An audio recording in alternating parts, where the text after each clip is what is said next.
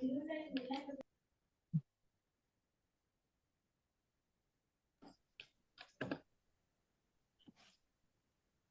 കൃഷ്ണ. പ്രണാമം എല്ലാവർക്കും. നമുക്ക് ഹരേ കൃഷ്ണ. നമുക്ക് ലെവൽ 2. ഹരേ കൃഷ്ണ പ്രഭു. ഹരേ കൃഷ്ണ. ഹരേ കൃഷ്ണ. എല്ലാവർക്കും പ്രണാമം. നമുക്ക് ലെവൽ 2 നമുക്ക് സ്റ്റാർട്ട് ചെയ്യാം. ആദ്യം തന്നെ പ്രാർത്ഥനയിലേക്ക് കടക്കാം, എന്നിട്ട് തന്നെ സംസാരിക്കാം. ഹരേ കൃഷ്ണ. ഓം നമോ ഭഗവതേ വാസുദേവായ. ഓം നമോ ഭഗവതേ വാസുദേവായ. ഓം നമോ ഭഗവതേ വാസുദേവായ. നാരായണം നമസ്കൃത്യം നരം ചൈവ നരോത്തമം ദേവീം സരസ്വതീം വ്യാസം തതോ ജയമുദിരയേത് നഷ്ടപ്രായേഷു ഭദ്രേഷു നിത്യം ഭാഗവത സേവയ ഭാഗവതേ ഉത്തമ ശ്ലോകേ ഭക്തിർഭവതി നഷ്ടകി മൂകം കരോതി വാചാലം പങ്കും ലംഘയതേ ഗിരി യത്കൃപതമഹം വന്ദേ പരമാനന്ദമാധവം ശ്രീഗുരുദീനധാരിണം ശ്രീചൈതന്യമീശ്വരം.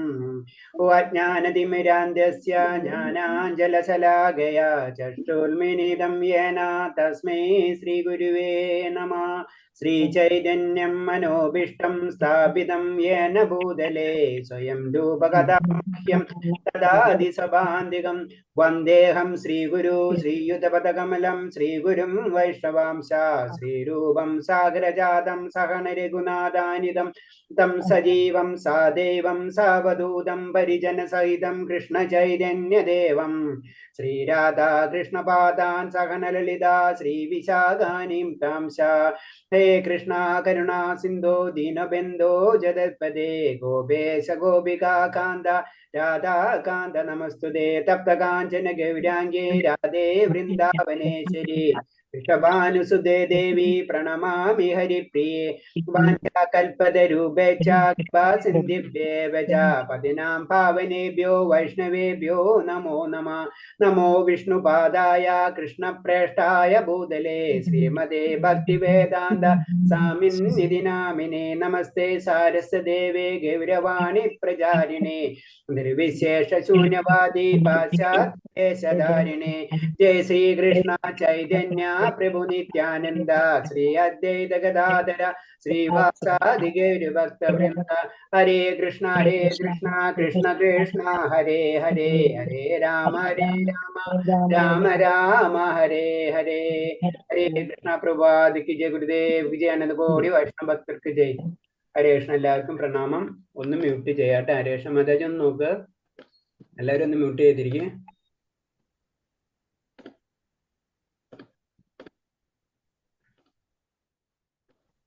ഹരേ കൃഷ്ണ പ്രഭു. പ്രണാമം. ഹരേ കൃഷ്ണ. മാതാജി പ്രണാമം. ഒന്ന് മ്യൂട്ട് ചെയ്യാട്ടാ എല്ലാവരും.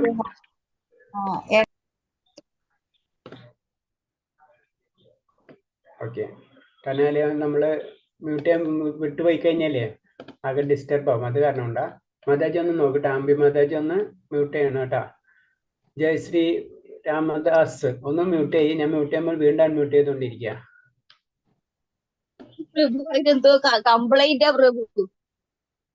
ഓക്കെ. ശ്രദ്ധിക്കുക. കൂടുതൽ ബുദ്ധിമുട്ടുണ്ടെങ്കിൽ ഒരു മൂവ് ചെയ്തിരിക്കും കേട്ടാ. ഹരേ കൃഷ്ണ. പ്രഭു അത് എന്തോ കംപ്ലൈന്റാ. ആ ശരി. അപ്പൊ ഒന്ന് സൈലന്റ് ആയിരുന്നാ മതി Mataji. Okay. Thank you Mataji. Hare Krishna. എല്ലാവർക്കും പ്രണാമം. അപ്പൊ നമ്മള് കഴിഞ്ഞ ഇതില് അധ്യായം ലെവൽ 1 നമ്മൾ 1 തൊട്ട് 18 വരെ അധ്യായമാണ് നമ്മൾ നോക്കിയത്. അപ്പൊ അതിൽ നമുക്കറിയാം ഫസ്റ്റ് ലെവലിൽ വരുമ്പോൾ നമുക്ക് ജനറൽ ആയിട്ട് എന്താണ് ഭഗവത്ഗീത എന്നുള്ളൊരു ജസ്റ്റ് ഒരു ജനറൽ ഐഡിയ നമുക്ക് കിട്ടിക്കഴിഞ്ഞു അല്ലേ? ഹരേ കൃഷ്ണ പ്രഭു.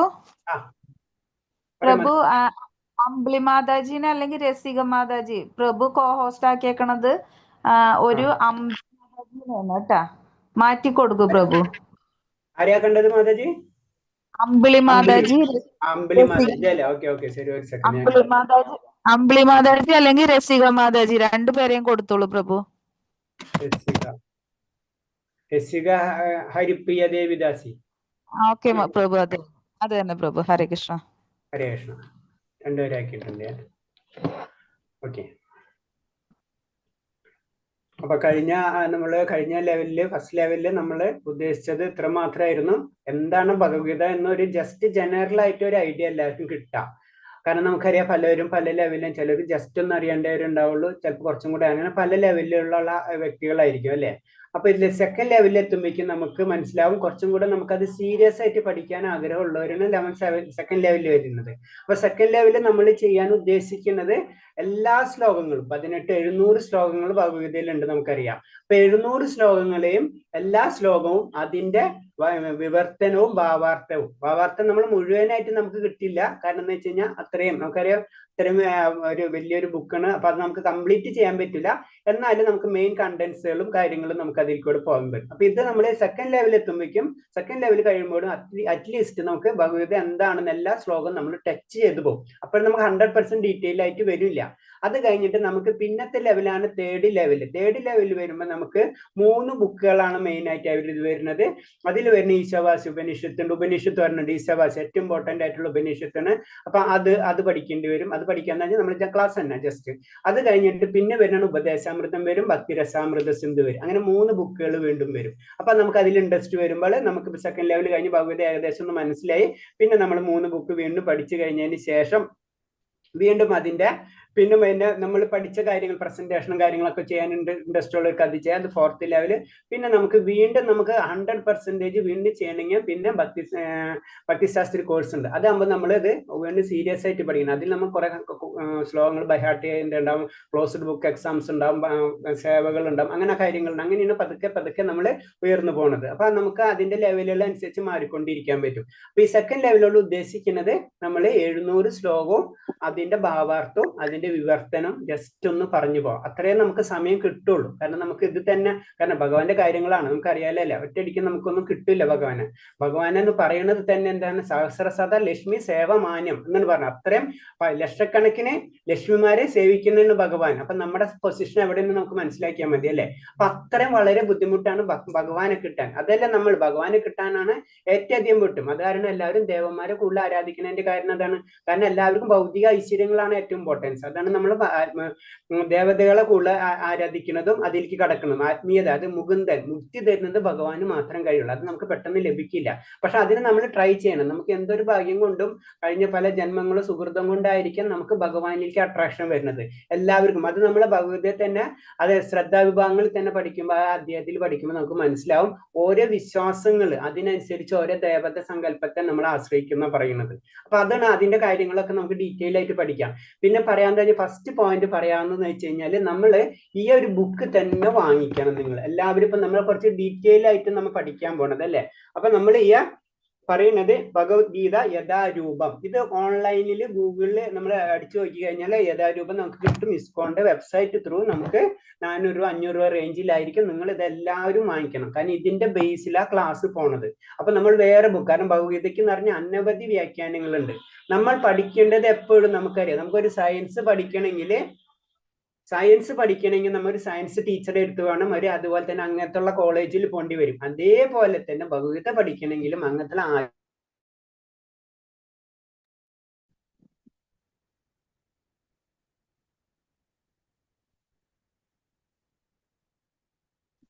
പ്രഭു കേൾക്കാനില്ല, കേൾക്കണില്ല.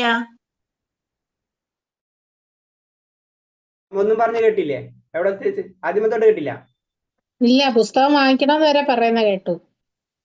ഹരേ കൃഷ്ണ. ഓക്കെ, പിന്നെ തന്നെ മ്യൂട്ടായി പോയി. അത് ഹരേ കൃഷ്ണ, എങ്ങനെയൊന്നും അറിയില്ല.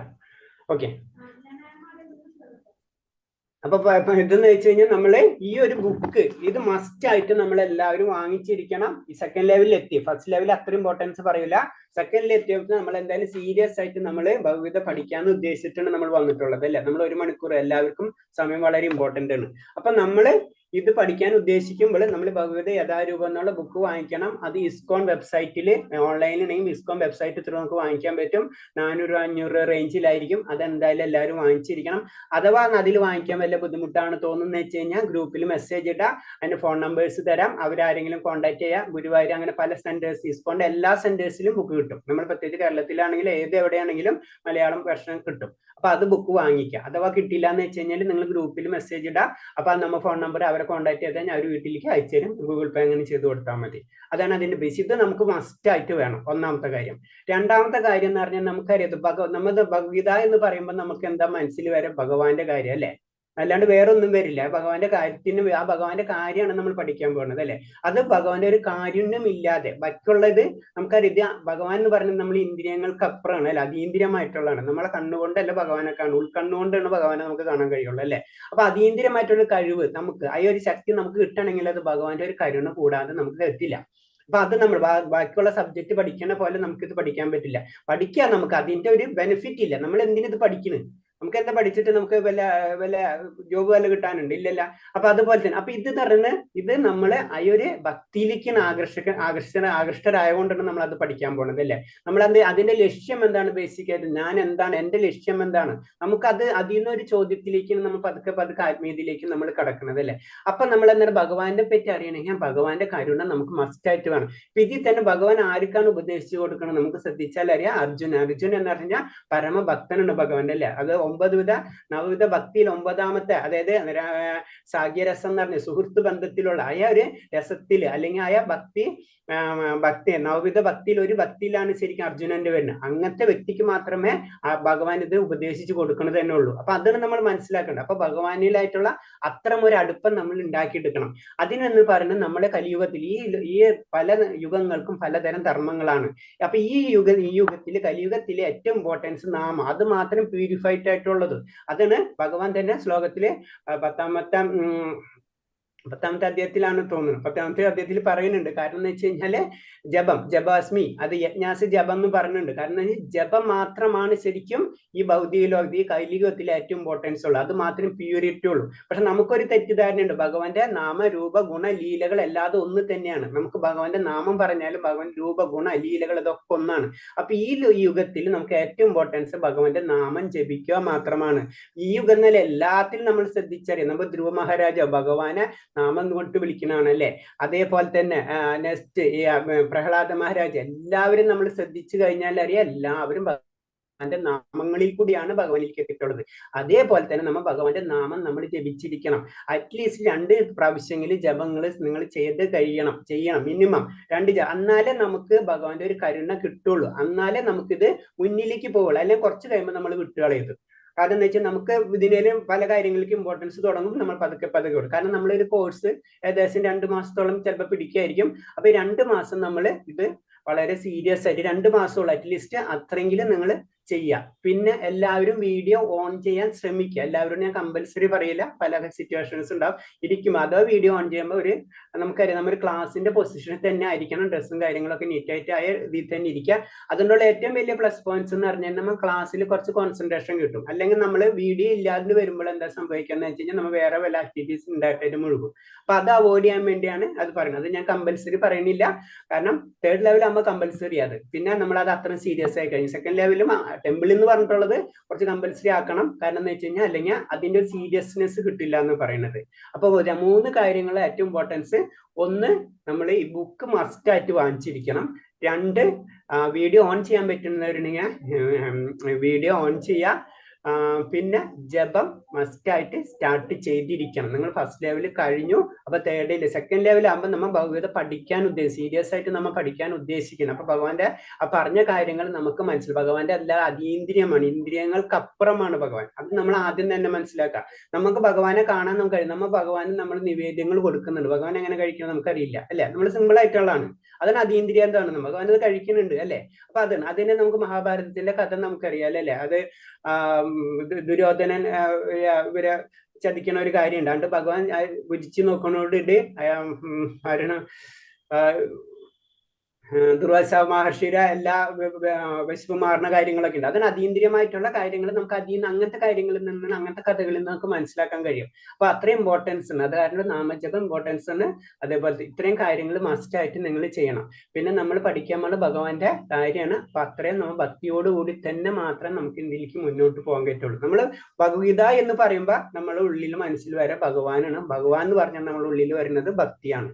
ഇതിൽ പല കാര്യങ്ങൾ കാണാൻ പറ്റും. പക്ഷെ നമ്മുടെ അൾട്ടിമേറ്റ് അൾട്ടിമേറ്റ്. നമ്മൾ എല്ലാ വേദങ്ങളും എല്ലാതും ശ്രദ്ധിച്ചാൽ അറിയാം അൾട്ടിമേറ്റ് അതിന്റെ എല്ലാം ലക്ഷ്യം ആത്മീയത, അത് ഭഗവാനിലേക്കുള്ള കണക്ഷൻസ് ആണ് അല്ലെ. ബാക്കി അതിൽ കാണാൻ പറ്റും. ഇപ്പൊ നമ്മൾ കോളേജിലും സ്കൂളിൽ പോയി കഴിഞ്ഞാലും നമ്മൾ പഠിക്കുന്ന സമയത്ത് നമ്മൾ അൾട്ടിമേറ്റ് ആണ് പഠിത്തുന്നത്. പക്ഷെ അവിടെ നമ്മളെ ഫ്രണ്ട്സ് ഉണ്ടാകുമ്പോൾ പല കാര്യങ്ങളും നമ്മൾ എക്സ്ട്രാ ആക്ടിവിറ്റീസ് ഉണ്ടാവും, ഇതൊക്കെ അതിന്റെ കൂടി ഉണ്ടാവും. പക്ഷെ അൾട്ടിമേറ്റ് ഒരു ഗോൾ ഉണ്ട് എന്ന് പറഞ്ഞ പോലെ തന്നെയാണ് എല്ലാത്തിന്റെ ലക്ഷ്യം ഭഗവാൻ തന്നെയാണ്. അതാണ് നമ്മൾ പഠിക്കേണ്ടത്. അപ്പൊ നമുക്കിനി ക്ലാസ്സിലേക്ക് കടക്കാം.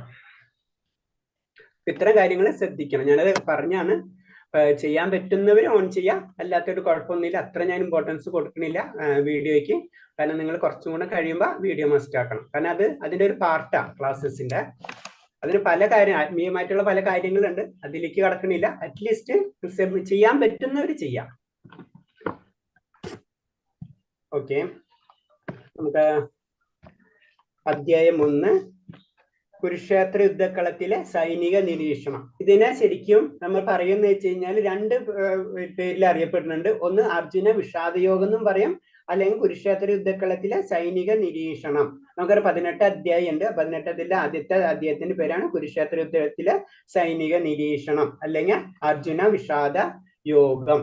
അപ്പൊ നമുക്ക് ആ കാര്യങ്ങളും അറിയാല്ലേ. കാരണം അർജുനന്റെ വിഷമ സ്ഥിതിയാണ് ആദ്യത്തെ അധ്യായം. രണ്ടാമത്തെ അധ്യായത്തിന് കുറെ ഭാഗങ്ങളും ഒക്കെ അർജുനന്റെ വിഷമാണ്, സ്വന്തം ബന്ധുക്കളെയാണ് വധിക്കേണ്ടി വരുന്നത്. അപ്പൊ അങ്ങനത്തെ കാര്യങ്ങൾ അങ്ങനെയാണ്. പിന്നെ ലാസ്റ്റ് ഭഗവാനിൽ അർജുന സമർപ്പിതനാവുന്നത്. കാരണം എനിക്കൊന്നും ചെയ്യാൻ പറ്റുന്നില്ല, എന്താ ഞാൻ ചെയ്യേണ്ടത്? നമുക്കും അങ്ങനെ തന്നെയല്ലേ. നമുക്ക് എന്തെങ്കിലും പ്രശ്നങ്ങൾ വരുമ്പോ ആദ്യം നമ്മൾ പ്രശ്നങ്ങളിൽ നമ്മൾ തന്നെ ശ്രമിക്കും. ലാസ്റ്റ് നമ്മൾ അങ്ങനത്തെ ഒരു വ്യക്തിനെ കണ്ടുമുട്ടുകയും അവരോട് കാര്യങ്ങൾ പറഞ്ഞ് നല്ലൊരു വ്യക്തിനെ കണ്ടുമുട്ടുകയും പിന്നീട് നമ്മൾ ഇംപ്രൂവ്മെന്റ് അങ്ങനെ തന്നെയാണ് ചെയ്യേണ്ടത്. അത് തന്നെയാണ് ഇത് ഭഗവാന്റെ കാര്യമാകുമ്പോൾ ഭഗവാനിലാണ് അർജുന മുഴുവൻ സമർപ്പിതനാവുന്നത്.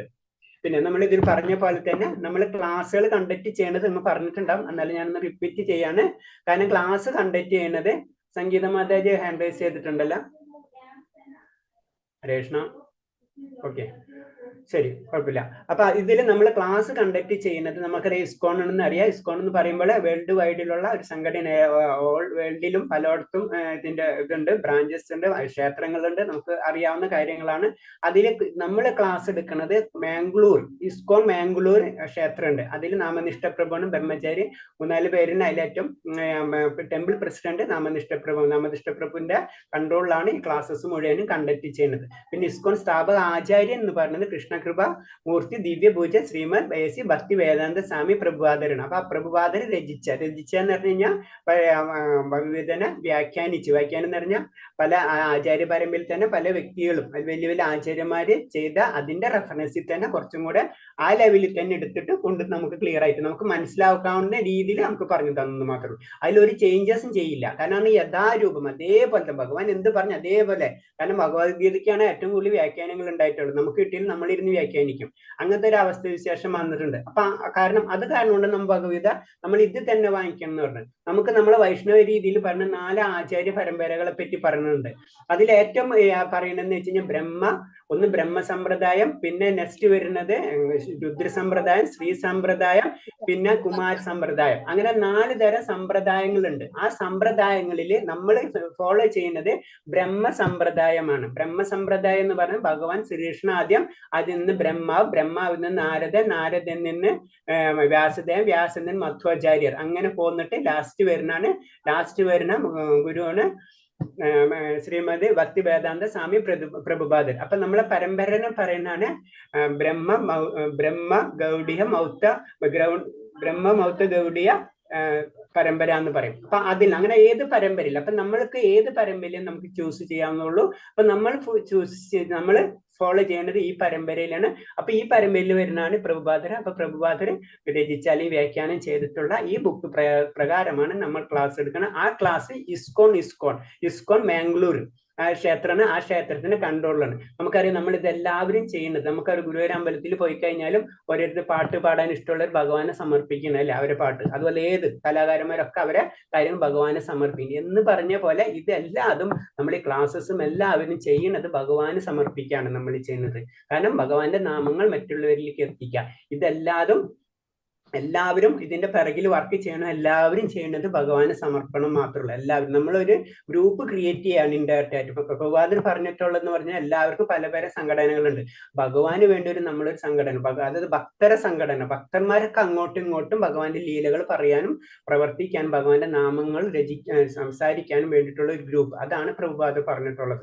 അത് നമ്മൾ ചെയ്യണം. എല്ലാവരിലേക്കും ഭഗവാന്റെ നാമങ്ങൾ എത്തിക്കുക, ഭഗവാന്റെ കീർത്തികൾ എത്തിക്കുക. അതാണ് നമ്മളെല്ലാവരും പതുക്കെ പതുക്കെ പ്രഭുപാദർ പറയുന്നതാണ്, എനിക്ക് ഫോളോവേഴ്സിലല്ല വേണ്ട, എനിക്ക് ലീഡേഴ്സിനാണ്. നമ്മളെല്ലാവരും ഭഗവാന്റെ കാര്യങ്ങൾ നമ്മൾ എത്തിക്കുക. നമ്മൾ പതുക്കെ പതുക്കെ നമ്മളെല്ലാവരും 99% ആൾക്കാരും ഗൃഹസ്ഥരാണ് അല്ലെ. നമുക്ക് എല്ലാവർക്കും പല പല ലിമിറ്റേഷൻസ് ഉണ്ട്. എന്നിരുന്നാലും നമ്മളെ കൊണ്ട് കഴിയാവുന്ന കാര്യങ്ങൾ നമ്മൾ ചെയ്ത് ഭഗവാന്റെ നാമം മറ്റുള്ളവരിലേക്ക് എത്തിക്കണം. അത് തന്നെയാണ് പ്രഭുപാദർ പറഞ്ഞിട്ടുള്ളത്. അതാണ് നമ്മളെ അമ്പലങ്ങളിലും ആചാര്യം, പിന്നെ ഇതിൽ ബ്രഹ്മചാരി എടുക്കുന്നവരുണ്ട്, പല ലെവലുകളുണ്ട്. അവരൊക്കെ ജീവിതം തന്നെ ഭഗവാന് സമർപ്പിച്ച വ്യക്തികളായിരിക്കും. അപ്പൊ അതിൽ കുറെ പേരുകൾ ഗൃഹസ്ഥരായിരിക്കും. ഗൃഹസ്ഥരെ കൊണ്ട് ചെയ്യാൻ പറ്റുന്ന കാര്യങ്ങൾ അവർ ചെയ്യും. പല സപ്പോർട്ടേഴ്സ്, മാതാജിമാരുണ്ട്, പലരും ഫോൺ വിളിക്കുന്നുണ്ട്, അങ്ങനെ പല കാര്യം ഇതിന് പ്രസന്റേഷൻ ചെയ്യുന്നവരുണ്ട്.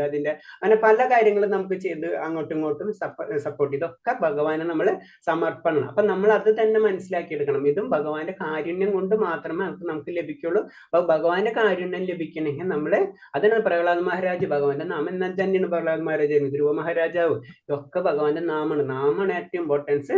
അത് തന്നെയാണ് പറയുന്നത് പ്രഭുപാദർ. അതായത് ചൈതന്യ മഹാപ്രഭുവും പറഞ്ഞു തരുന്നത് ഏറ്റവും ഇമ്പോർട്ടൻസ് നാമം. കാരണം നമ്മൾ പതിതമായ ആത്മാക്കളാണ്, നമുക്ക് അതിനുള്ള കഴിവില്ല. പ്രത്യേകിച്ച് കലിയുഗത്തില് നമുക്ക് അങ്ങനത്തെ ഉള്ള കഴിവ് കാര്യങ്ങളില്ല. നമുക്ക് പലതരം ബന്ധനങ്ങളാണ് ഭൗതിക ലോകത്തിലുള്ളത്. അപ്പൊ നമ്മൾക്ക് പറ്റിയത് ഏറ്റവും എളുപ്പമുള്ള മാർഗം, നമുക്ക് ചെയ്യാൻ പറ്റുന്നത്, പ്രാക്ടിക്കലായിട്ട് ചെയ്യാൻ പറ്റുന്നത് അത് നാമജപമാണ്. അപ്പൊ നാമജപത്തിലൂടെയാണ് നമ്മൾ പതുക്കെ പതുക്കെ നമ്മൾ ഭക്തിയിലേക്ക് വരുന്നത്. അതെന്ന് പറഞ്ഞാൽ സാധന ഭക്തിയാണ് നമ്മൾ ആദ്യം ഇനീഷ്യലായിട്ട് നമ്മൾ സ്റ്റാർട്ട് ചെയ്യുന്നത്. സാധന ഭക്തി എന്ന് പറയുമ്പോൾ ചില ഉപാസന എന്ന് പറയില്ല, നമ്മൾ ചില കാര്യങ്ങൾ നമ്മൾ ചെയ്ത് വേണം. അപ്പൊ നമുക്കറിയാം, നമ്മളിപ്പോ ചെറിയ കുട്ടി സ്കൂളിൽ പോകാൻ ആദ്യം മടി കാട്ടും, പിന്നെ നമ്മൾ സ്ഥിരമായിട്ട് ചെയ്തുകൊണ്ടിരുന്നു കഴിഞ്ഞാൽ ആ കുട്ടി സ്കൂളിൽ പോകും എന്ന് പറഞ്ഞ പോലെ തന്നെ നമ്മൾ ഭക്തിയിൽ നമ്മൾ സാധനകൾ പതുക്കെ പതുക്കെ ചെയ്തുകൊണ്ട് വന്നാലോ ആ സാധന ഭക്തിയിൽ നിന്ന് നമ്മൾ പ്രേമ ഭക്തിയിലേക്കും അല്ലെങ്കിൽ അതിന്റെ അപ്പുറത്തേക്ക്, അതായത് ഗോപികമാരെ ലെവലിലേക്കൊക്കെ നമുക്ക് ഉയരാൻ കഴിയുള്ളൂ. അത് ഈസിയുള്ള കാര്യമല്ല. ഫസ്റ്റ് നമ്മൾ ചെയ്യേണ്ട സാധന ഭക്തി നമ്മൾ ചെയ്യണം. അതാണ് ഞാൻ പറഞ്ഞത്, അറ്റ്ലീസ്റ്റ് നമ്മൾ നാമം ജപിക്കുക. അത് കാരണം അത് എന്ന് പറഞ്ഞ ഭഗവാനെ വിളിച്ചു കഴിഞ്ഞാല് ഭഗവാന്റെ കാരുണ്യം നമുക്ക് ലഭിക്കുള്ളൂ. അത് ഭഗവാൻ പറയുന്നു, ഭഗവാന്റെ എത്ര ഭഗവാൻ എടുക്കണം അതിനനുസരിച്ചുള്ള കാര്യങ്ങൾ ഭഗവാൻ തന്നെ നമുക്ക് ചെയ്തു തരും. അപ്പൊ പ്രഭുപാദർ അഭിപ്രായത്തിൽ പറയണെന്ന് വെച്ച് കഴിഞ്ഞാൽ ഭഗവത്ഗീതനെ പറ്റി തന്നെ പറയുന്നത് ഒരു പ്രബോധന ഗ്രന്ഥമാണെന്നാണ് പറയുന്നത്. കാരണം അത് നമ്മുടെ ലൈഫിലെ നമ്മുടെ എന്താണ് മിഷൻ, നമുക്ക് എന്താണ് അത് നമുക്ക് മനസ്സിലാക്കി തരുന്നത് ശരിക്കും ഭഗവത്ഗീതയാണ്. അതാണ് കാരണം ഭഗവത്ഗീതയിലുള്ള പറയുന്നത് essence of all Vedic literature എന്നാണ് പറഞ്ഞത്. നമുക്ക് എല്ലാ ഗ്രന്ഥങ്ങളും നമ്മുടെ ജീവിതത്തിൽ നമുക്ക് നമുക്ക് വായിച്ചാൽ മനസ്സിലാവില്ല. കാരണം അത്ര അതിന്റെ ഇന്റേണൽ മീനിങ്സ് ഒക്കെ അതിലുള്ളത് അല്ലെ. ഉപനിഷത്തുകളൊക്കെ എന്താണെന്നും കൂടെ നമുക്ക് മനസ്സിലാവും. അപ്പൊ അത്രയധികം ഗ്രന്ഥങ്ങൾ ഇതൊക്കെ വായിച്ച് മനസ്സിലാക്കി പറ്റില്ല. അപ്പൊ അതിന് ഏറ്റവും മൈന്യൂട്ട് ആയിട്ടുള്ള, അത് ഏറ്റവും സമ്മറി ആയിട്ടുള്ള അതാണ് ഭഗവത്ഗീതയും. അത് കഴിഞ്ഞ് കുറച്ചും കൊണ്ടും വരുന്ന ഭഗവത്ഗീതയും ഭാഗവതം കൂടെ നമ്മളൊന്ന് വായിച്ചു കഴിഞ്ഞാൽ തന്നെ അറ്റ്ലീസ്റ്റ് നമുക്ക് ആത്മീയമായിട്ടുള്ള എങ്ങനെയാണ് കാര്യങ്ങൾ കൊണ്ടുപോകേണ്ടത് നമുക്ക് മനസ്സിലാക്കാൻ കഴിയും. അപ്പൊ അത് തന്നെയാണ് കൃഷ്ണാവബോധത്തിന്റെ ലക്ഷ്യം. അത് തന്നെ അറ്റ്ലീസ്റ്റ് ഈ 2 ഗ്രന്ഥങ്ങളും എല്ലാവരിലേക്ക് എത്തിക്കുക. അതാണ് അതിന്റെ മേജർ, അതിലെ ഏറ്റവും ഇമ്പോർട്ടൻസ്. അപ്പൊ നാമജപാണ് ഇതിലെല്ലാത്തിലും ഇമ്പോർട്ടൻസ്. ഭഗവാന്റെ നാമം ജപിക്കുക എന്നല്ലാണ്ട് കലികാലത്തിൽ വേറെ യാതൊരു ഇതുമില്ല. പിന്നെ നമ്മൾ എങ്ങനെയാണ് ഭഗവത പഠിക്കേണ്ടതെന്ന് പറയുന്നത് വെച്ചാൽ നമ്മൾ വളരെ ശ്രദ്ധയോടെ തന്നെ പഠിക്കണം. കാരണം ഇത് നമ്മൾ സിമ്പിൾ ആയിട്ട് നമ്മൾ ഈ ഭഗവത നമ്മൾ ഒരു 1000 പ്രാവശ്യം വായിച്ചു കഴിഞ്ഞാൽ വീണ്ടും നമുക്ക് സംശയങ്ങൾ തോന്നും. കാരണം അത്ര അധികമാണ്. നമ്മൾ ഋഷികേശ മധുസൂദന ഇത് എവിടെ എന്തുകൊണ്ട് അവിടെ ഉപയോഗിച്ച് നമുക്ക് മനസ്സിലാവില്ല. അങ്ങനെ പല കാര്യങ്ങളും അത് 10 പ്രാവശ്യം വായിക്കുമ്പോഴോ നമുക്ക് എന്താണെന്ന് മനസ്സിലാവുള്ളൂ. അപ്പൊ അത്ര നമ്മൾ ശ്രദ്ധയോടുകൂടി നമ്മളിത് പഠിക്കണം. കാരണം ഭഗവാൻ പറഞ്ഞു തരുന്ന കാര്യം, ഭഗവാൻ ആർക്കാ പറഞ്ഞു കൊടുത്ത ആ ഭക്തനാണ്. നമ്മളെ ലെവൽ എത്രയാണ്, നമ്മൾ അത്രയും വളരെ താഴ്ന്ന ലെവലിലുള്ള വ്യക്തികളാണ് അല്ലെ. അപ്പൊ നമുക്ക് മനസ്സിലാക്കണം ഭഗവാന്റെ കാരുണ്യം തന്നെ വേണം. അത് പല പ്രാവശ്യം നമ്മൾ റിപ്പീറ്റും ചെയ്തുകൊണ്ടിരിക്കണം. അതാണ് അങ്ങനെ ചെയ്തുകൊണ്ടിരുന്ന നമ്മൾ ഇന്റേണൽ മാത്രമല്ല നമ്മൾ എക്സ്റ്റേണൽ, നമ്മളെ ബാഹ്യമായിട്ടുള്ള കാര്യങ്ങളിൽ കൂടിയും അത് അഫക്റ്റ് ചെയ്യും എന്ന് പറയുന്നത്. നമ്മളെ ലൈഫ് പതുക്കെ പതുക്കെ ചേഞ്ച് ചെയ്ത് തുടങ്ങുന്ന പറയുന്നത്. കാരണം നമുക്കറിയാം ഭഗവാനിൽ പറയുമ്പോൾ മുക്തൻ, ഭഗവാന്റെ കയ്യിലാണ് എല്ലാ കാര്യങ്ങളും ഉള്ളത് അല്ലെ. അപ്പൊ നമ്മൾ ഭഗവാനെ വിളിക്കുമ്പോൾ അൾട്ടിമേറ്റ് നമ്മൾ ഇന്റേണലും എക്സ്റ്റേണൽ ആയിട്ടും പതുക്കെ പതുക്കെ നമ്മൾ പ്യൂരിറ്റി വന്നുകൊണ്ടിരിക്കും. അതൊക്കെ നമ്മൾ ഡീറ്റെയിൽ ആയിട്ട് ക്ലാസ്സസിൽ വരുമ്പോൾ ഓരോ ശ്ലോകങ്ങളിൽ ഭഗവാൻ ക്ലിയർ ആയിട്ട് നമുക്ക് പറഞ്ഞു തരുന്നുണ്ട്. ഒരാൾ തത്വചിന്തയുടെ ഒഴുക്ക് മനസ്സിലാക്കും, ഒറ്റയ്ക്കല്ല എന്ന് പറയുന്നു. പ്രഭു അത് പറഞ്ഞ് നമ്മള് തത്വചിന്ത എന്താണ് ഭഗവാൻ പറഞ്ഞിട്ടുള്ള കാര്യങ്ങൾ നമ്മൾ മനസ്സിലാക്കണം. അത് നമുക്ക് ഒറ്റയ്ക്ക് ചെയ്യാൻ കഴിയില്ല. നമുക്കിപ്പോ സയൻസ് അല്ലെങ്കിൽ മാത്സ് ഒറ്റയ്ക്ക് ഇരുന്ന് പഠിക്കാൻ കഴിയില്ല അല്ലെ. ഒരു ടീച്ചറെ ഒരു ആവശ്യമുണ്ട് എന്ന് പറഞ്ഞ പോലെ ഗുരു പരമ്പര അല്ലെങ്കിൽ ആയ ലക്ഷ്യത്തിൽ എത്താൻ വേണ്ടി നമ്മൾ ആയ വഴിയിൽ കൂടെ തന്നെ യാത്ര ചെയ്യില്ല. അവരെന്ന് പറഞ്ഞു കഴിഞ്ഞാൽ ആ സത്യം അറിഞ്ഞ വ്യക്തികളാണ് അല്ലെ. ആ സത്യം അറിഞ്ഞാൽ ടീച്ചറിനെ ആ സബ്ജക്ട് നന്നായിട്ട് പഠിച്ച വ്യക്തികളായിരിക്കും. എന്ന് പറഞ്ഞ പോലെ ഈ ആചാര്യന്മാര് അവരെ ജീവിതം മുഴുവൻ അതിന് ഒഴിഞ്ഞു വെച്ചിട്ടുള്ളവരാണ്. അപ്പൊ അവര് പറഞ്ഞത് നമ്മ ഒരു ക്ഷേത്രത്തിൽ പോയി കണ്ടു കഴിഞ്ഞാൽ വിഗ്രഹത്തെ കണ്ടു കഴിഞ്ഞാൽ നമുക്ക് പ്രത്യേകിച്ചൊന്നും തോന്നില്ല. പക്ഷെ അവര് കാണുന്ന രീതി അതായിരിക്കില്ല. കാരണം നമുക്കറിയാം പ്രാണപ്രതിഷ്ഠയാണെന്ന് അറിയാം, നമുക്കറിയാം. അപ്പൊ ആ വിഗ്രഹത്തിന് പ്രാണനുണ്ട്, പക്ഷെ നമുക്കതെന്താ ഫീൽ ചെയ്യാത്തത്? അതാണ് അവരും തമ്മിലുള്ള വ്യത്യാസം. അവർക്ക് അത് ഫീൽ ചെയ്യും. അത് കാരണം കൊണ്ട് അവര് ഭഗവാനെ വർണ്ണിക്കുന്ന അവർ നേരിട്ട് കാണുന്നത് പോലെയാണ്. അതാണ് നമ്മൾ പറയുന്ന തത്വചിന്തയില് നമ്മൾ മനസ്സിലാക്കണം. അത് ഒറ്റയ്ക്ക് നമുക്ക് പറ്റില്ല എന്ന് പറഞ്ഞു. നമ്മള് ഈ ആചാര്യ പരമ്പരയിൽ കൂടി ഗുരുക്കന്മാരെ ത്രൂയെ നമുക്ക് കഴിയുള്ളൂ എന്ന് പറയുന്നത്. അപ്പൊ ഈ ചെയ്യാൻ പറ്റുന്നവരുണ്ടോ എന്നൊക്കെ ചോദിക്കാം. അങ്ങനത്തെ ക്രോസ് ക്വസ്റ്റ്യൻസ് ഒക്കെ എല്ലാത്തിനും പല രീതിയിൽ നമുക്ക് ആൻസർ ചെയ്യാം. അതല്ല നമ്മുടെ ലക്ഷ്യം എന്ന് പറയുന്നത് ഭക്തിയാണെങ്കിൽ ഭക്തി മാർഗത്തിൽ കൂടെ തന്നെ നമ്മള് സഞ്ചരിക്കണം. പിന്നെ ഏറ്റവും ഇമ്പോർട്ടൻസ് എന്ന് പറയുന്നത് നമുക്ക് ആ ഗുരുക്കന്മാരെയും കൂടെ പിന്നെ ഭഗവാന്റെ കാരുണ്യം കൂടെ വേണം. അതാണ് ഞാൻ പറഞ്ഞത്. ഭഗവാന്റെ കാരുണ്യം എന്ന് പറഞ്ഞാൽ ഭഗവാന്റെ നാമങ്ങള് നമ്മൾ എപ്പോഴും വിളിച്ചുകൊണ്ടിരിക്കണം. ശങ്കരാചാര്യൻ ഗീതയെ അമൃതത്തിന്റെ നദിയായിട്ട് നമുക്കറിയാം. ശങ്കരാചാര്യൻ അറിയാലോ അല്ലെ. അപ്പൊ ശങ്കരാചാര്യർ പറയുന്നത് തന്നെ ഗീതയെ പറയുന്നത് അമൃതത്തിന്റെ നദിയായിട്ടാണ് പറയുന്നത്. അത്രയും ഇമ്പോർട്ടൻസ് ആണ് ഗീതയെ കൊടുത്തിട്ടുള്ളത്. ഭഗവത്ഗീത നമുക്ക് മനസ്സിലാക്കി കഴിഞ്ഞാൽ ഏകദേശം നമുക്ക് എന്താണ് തത്വം, ആത്മീയതയുടെ തത്വം എന്താണ് ക്ലിയർ കട്ട് നമുക്ക് മനസ്സിലാക്കി കിട്ടും. മഹാഭാരത അതെടുത്ത് പറഞ്ഞിട്ടുണ്ട്. അർജുനൻ എന്തുകൊണ്ടാണ് ഭഗവത് ഉപദേശിച്ചെന്ന് പറയുമ്പോ അത് ജീവാത്മാവിനോടുള്ള അനുകമ്പയാണെന്ന് പറയുന്നത്. അപ്പൊ ഭഗവാൻ എല്ലാവരും സൃഷ്ടിച്ച ശേഷം നമുക്കറിയാം, നമ്മളൊരു കുട്ടി നമ്മളെ മകനോ മകളാ പുറത്തേക്ക് പോയി കഴിഞ്ഞാല് പല കാര്യങ്ങളും നമ്മൾ പറഞ്ഞു കൊടുക്കില്ല. ഇങ്ങനെ ചെയ്ത് ഇങ്ങനെ ചെയ്യണം, എന്നാലേ ഇങ്ങോട്ട് വരാൻ പറ്റും. ഇത് തന്നെയാണ് ശരിക്കും ഭഗവാന്റെ എല്ലാതും ഭഗവാന്റെ സൃഷ്ടി ആയത് കാരണം കൊണ്ട് നമുക്ക് അത് ഡീറ്റെയിൽ ആയിട്ട് വരും. നമുക്ക് അതിൻ്റെതായിട്ടുള്ള പവറുകളുണ്ട്. നമുക്ക് അത്ര ഇൻഡിപെൻഡന്റ് ആണ് നമ്മൾ. ഭഗവാൻ നമ്മളെ സൃഷ്ടിച്ച് നമുക്ക് ഇൻഡിപെൻഡന്റ് ആയ പവറും തന്നിട്ടുണ്ട്. അപ്പൊ അത് തെറ്റിക്കരുത്. ഒരു ലിമിറ്റ് കൂടുതൽ കഴിഞ്ഞു കഴിഞ്ഞാൽ നമ്മൾ എന്താ ചെയ്യാൻ, നമ്മൾ വീണ്ടും അധമമായിട്ടുള്ള ലോകങ്ങളിലേക്ക് നമ്മൾ പോയിക്കൊണ്ടിരിക്കുന്ന പറയുന്നത്. നമ്മൾ ഓരോ ജന്മങ്ങൾക്കും അതിന്റെ ലിങ്കുകൾ ഉണ്ടെന്ന് പറയുന്നത്. അതിന് നമുക്കറിയാം, നമ്മൾ സാധാരണ ചിലൊരു ജാതകത്തിൽ വിശ്വസിക്കുന്നവരുണ്ട്. എന്തുകൊണ്ട് ജാതകത്തിൽ ആ ജാതകം വരുമ്പോൾ സമയത്ത് എന്തുകൊണ്ട് നമ്മളെ പല കാര്യങ്ങളും അതിനോട് ലിങ്ക് ചെയ്ത് വരുന്നത്? ഇതൊക്കെ പല കർമ്മങ്ങളും നമ്മുടെ ജീവിത കർമ്മങ്ങൾ അനുസരിച്ചായിരിക്കും പല കാര്യങ്ങളും നമ്മുടെ ജീവിതത്തിൽ നടന്നു പോകുന്നത് അല്ലെ. നമ്മൾ സാധാരണ സിമ്പിൾ ആയിട്ട് കാര്യങ്ങളാണ്. ചിലർക്ക് ഒരു കുഴപ്പമുണ്ട്, പെട്ടെന്നായിരിക്കും ഇഷ്യൂസ് വരും. ചിലർക്ക് ഒരു പ്രശ്നമില്ലെങ്കിൽ വളരെ പ്ലസ് ആവും, ചിലർക്ക് മൈനസ് ആവും. എന്തുകൊണ്ട് സംഭവിക്കും? ഇങ്ങനെയുള്ള തോട്ടിൽ നിന്നാണ് ഇങ്ങനത്തുള്ള കാര്യങ്ങൾ നമ്മൾ ചിന്തിക്കുന്നത് തന്നെ. അപ്പൊ അതൊക്കെ ലിങ്ക്ഡ് ആണ്. നമ്മളെ എല്ലാ കർമ്മങ്ങളും നമുക്ക് ലിങ്ക്ഡ് ആയിട്ടാണ് വരുന്നത്. പിന്നെ നമുക്ക് ശരിക്കും മഹാഭാരതത്തിനെ പറ്റി പറയുമ്പോൾ നമുക്കറിയാം, ഭഗവത് മഹാഭാരതത്തിനോട് ഏറ്റവും ഇമ്പോർട്ടന്റ് ആയിരുന്നു. മഹാഭാരതത്തിന് ലിങ്ക് ആയിട്ടാണ് വരുന്നത്. അപ്പൊ അതിൽ ആദ്യം വരുന്നത് നമുക്ക് കുരുവംശത്തെ പറ്റിയാണ്. കുരുവംശത്തിലാണ് അതിനെ കറക്റ്റ് ലിങ്ക് ആയിട്ട് വരുന്നത് അല്ലെ. അർജുനനൊക്കെ കുരുവംശത്തിലുള്ളതാണ്. അപ്പൊ കുരുവംശത്തെ പറ്റി ഒന്ന് പറയുന്നതാണ് ഈ സ്ലൈഡ്. അതിൽ കുരുവംശത്തിൽ ഫസ്റ്റ് പറയുന്നത് ശാന്തനു മഹാരാജ് തൊട്ടാണ്. അതിന് മുന്നുണ്ട്, പക്ഷെ ശാന്തനു മഹാരാജ് തൊട്ടാണ് അതിന്റെ ഡയറക്ഷൻ കൂടുതൽ ഡീറ്റെയിൽ ആയിട്ട് പറയുന്നത്. ശാന്തനു മഹാരാജാവിന് ഗംഗയിൽ ഉണ്ടായിരുന്ന പുത്രനാണ് ഭീഷ്മര്. അതുപോലെ തന്നെ ശാന്തന് സത്യവതിയിലുണ്ടായ പുത്രന്മാരാണ് വിചിത്രവീരനും ചിത്രാംഗതനും. അതേ നെക്സ്റ്റ് സത്യവതിയില് പരാശരി മുനിക്ക് ഉണ്ടായ പുത്രനാണ് വ്യാസദേവൻ. ഇതാണ് ഫസ്റ്റ്. അത് കഴിഞ്ഞിട്ട് ചിത്രാംഗതനും വിചിത്രവിജയനും മരണപ്പെടുന്നതാണ്. അപ്പൊ ആ സമയത്ത് സത്യവതി വാസുദേവന്റെ വ്യാസദേവൻ അതായത് സത്യയുടെ മകനായ വാസുദേവനോട് അംബികയിലും അംബാലികയിലും അതുപോലെ തന്നെ ദാസിയിലും ഉണ്ടായ പുത്രന്മാരാണ് ധൃതരാഷ്ട്രരും പാണ്ഡവും വിതുരരും. അതായത് ശരിക്കും വിചിത്രവീരൻ അംബികനും അംബാലിനെയും വിവാഹം ചെയ്യാണ്. പക്ഷെ വിചിത്രവീരൻ മരണപ്പെടുന്ന കാരണം കൊണ്ട് പുത്രന്മാരില്ലാത്തത് കാരണം കൊണ്ട് കുലം നശിക്കാതിരിക്കാൻ വേണ്ടി സത്യവതി വ്യാസദേവനോടുള്ള മകൻ തന്നെയാണ്. മകനോട് അംബികയും അംബാലിനെയും വിവാഹം ചെയ്ത് അതിലുണ്ടാവുന്ന പുത്രന്മാരാണ് ധൃതരാഷ്ട്രരും പാണ്ഡവും. അതേപോലെ തന്നെ വ്യാസദേവനിൽ ദാസിക്ക് ഉണ്ടാവുന്ന പുത്രനാണ് വിതുരൻ. അങ്ങനെയാണ് അതിന് ഫസ്റ്റ്.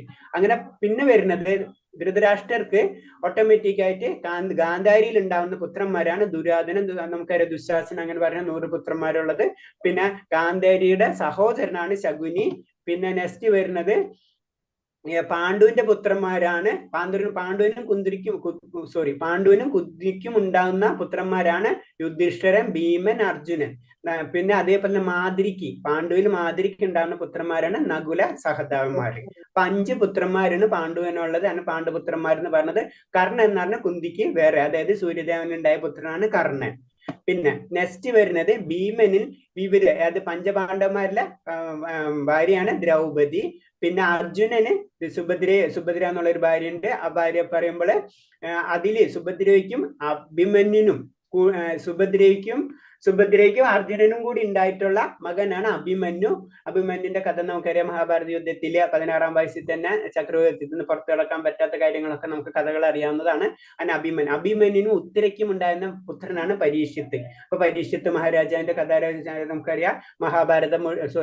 ഭാഗവതം മുഴുവനും കേട്ടിട്ട് ആത്മജ്ഞാനം കിട്ടുന്നതും ആത്മസാക്ഷാത്കാരം ലഭിക്കുന്നത്. അങ്ങനെ നമ്മുടെ ശ്രവണത്തിൽ ഭഗവാന്റെ കാര്യങ്ങൾ ശ്രവിച്ചുകൊണ്ട്, നമ്മളറിയാം നമ്മുടെ നാട്ടിൽ സപ്താഹങ്ങൾ നടക്കുന്നത് അല്ലെ. അപ്പൊ ഈ സപ്താഹങ്ങൾ എന്ന് പറഞ്ഞാൽ 7 ദിവസം അല്ലെ, ഭഗവാന്റെ കാര്യങ്ങൾ വർണ്ണിച്ചുകൊണ്ടിരിക്കണം അല്ലെ. അതിൽ തന്നെ നമുക്ക് അതിന് നമ്മൾ കേൾക്കാൻ പോണത് അല്ലെ. അങ്ങനെ നമ്മൾ ആത്മസാക്ഷാത്കാരം കിട്ടുന്നുള്ള ഒരു വിശ്വാസമാണ് നമുക്ക്. അപ്പൊ പരീക്ഷിത്ത് മഹാരാജാവും അത് തന്നെയാണ്. പരീക്ഷിത്ത് മഹാരാജാവിന് ശരിക്കും ശ്രവണം കൊണ്ട് ആത്മസാക്ഷാത്കാരം ലഭിച്ച മകൻ പരീക്ഷിത്ത് മഹാരാജന്റെ മകനാണ് ജനമേജയൻ. പിന്നെ ഇത്രയാണ് ഇതിന്റെ ബേസിക് വരുന്നത്. പിന്നെ ഇതേപോലെ തന്നെ ഭഗവാൻ ശ്രീകൃഷ്ണനും ബലരാമനും സഹോദരന്മാരാണ്. പിന്നെ അതുപോലെ തന്നെ സുഭദ്ര എന്നുള്ള ഒരു സഹോദരി ഉണ്ട്. അതാണ്. പിന്നെ ഇവരെ പഞ്ചപാണ്ഡവന്മാരുടെ ഭാര്യയാണ് ദ്രൗപദി. ഇതാണ് അതിന്റെ ജനറൽ ആയിട്ട് ഒരു ജസ്റ്റ് ഒന്ന് പറഞ്ഞെന്ന് മാത്രമേ ഉള്ളൂ എന്താണ് കുരുവംശം എന്ന് പറയുമ്പോൾ.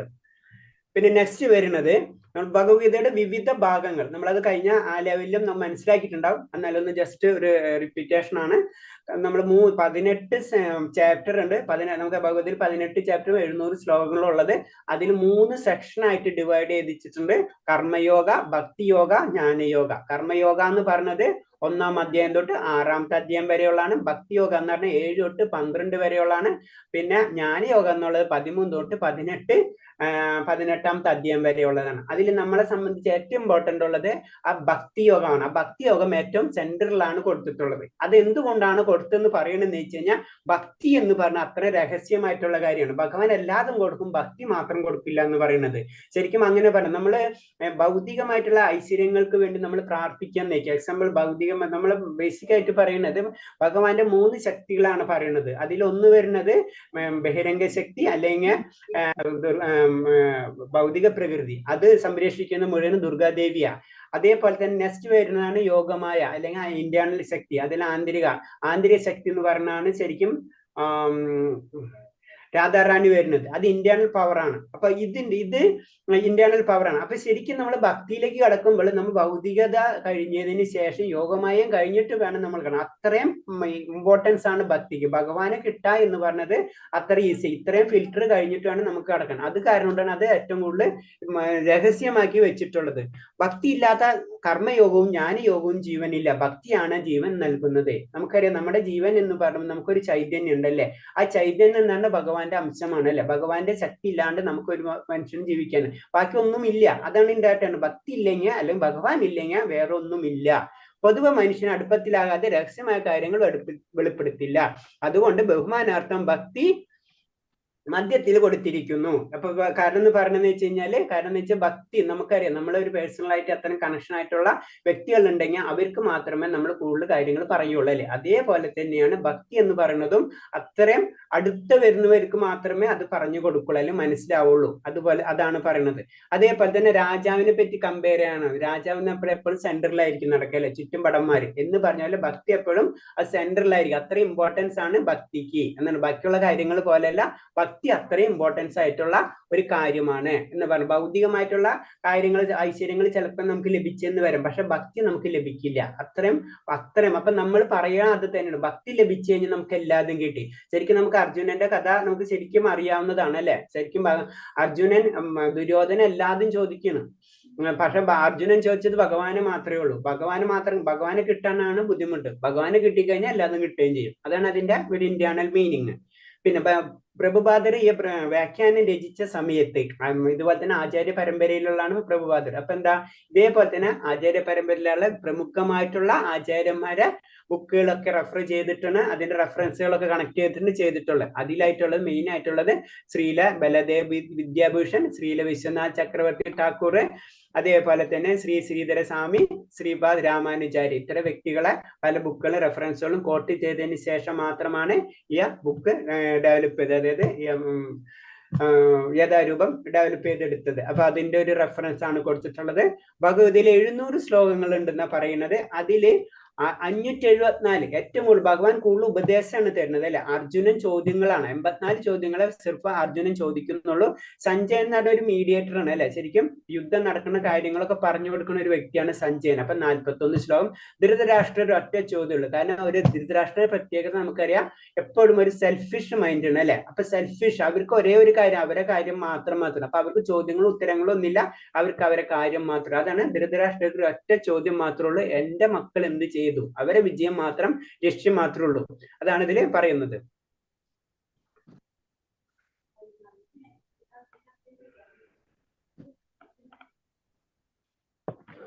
ഓക്കെ, നമുക്കിനി ശ്ലോകത്തിലേക്ക് കടക്കാം. ആദ്യത്തെ ശ്ലോകം അധ്യായം 1. അതിലെ ഫസ്റ്റ് കുരുക്ഷേത്ര യുദ്ധക്കളത്തിലെ സൈനിക നിരീക്ഷണം.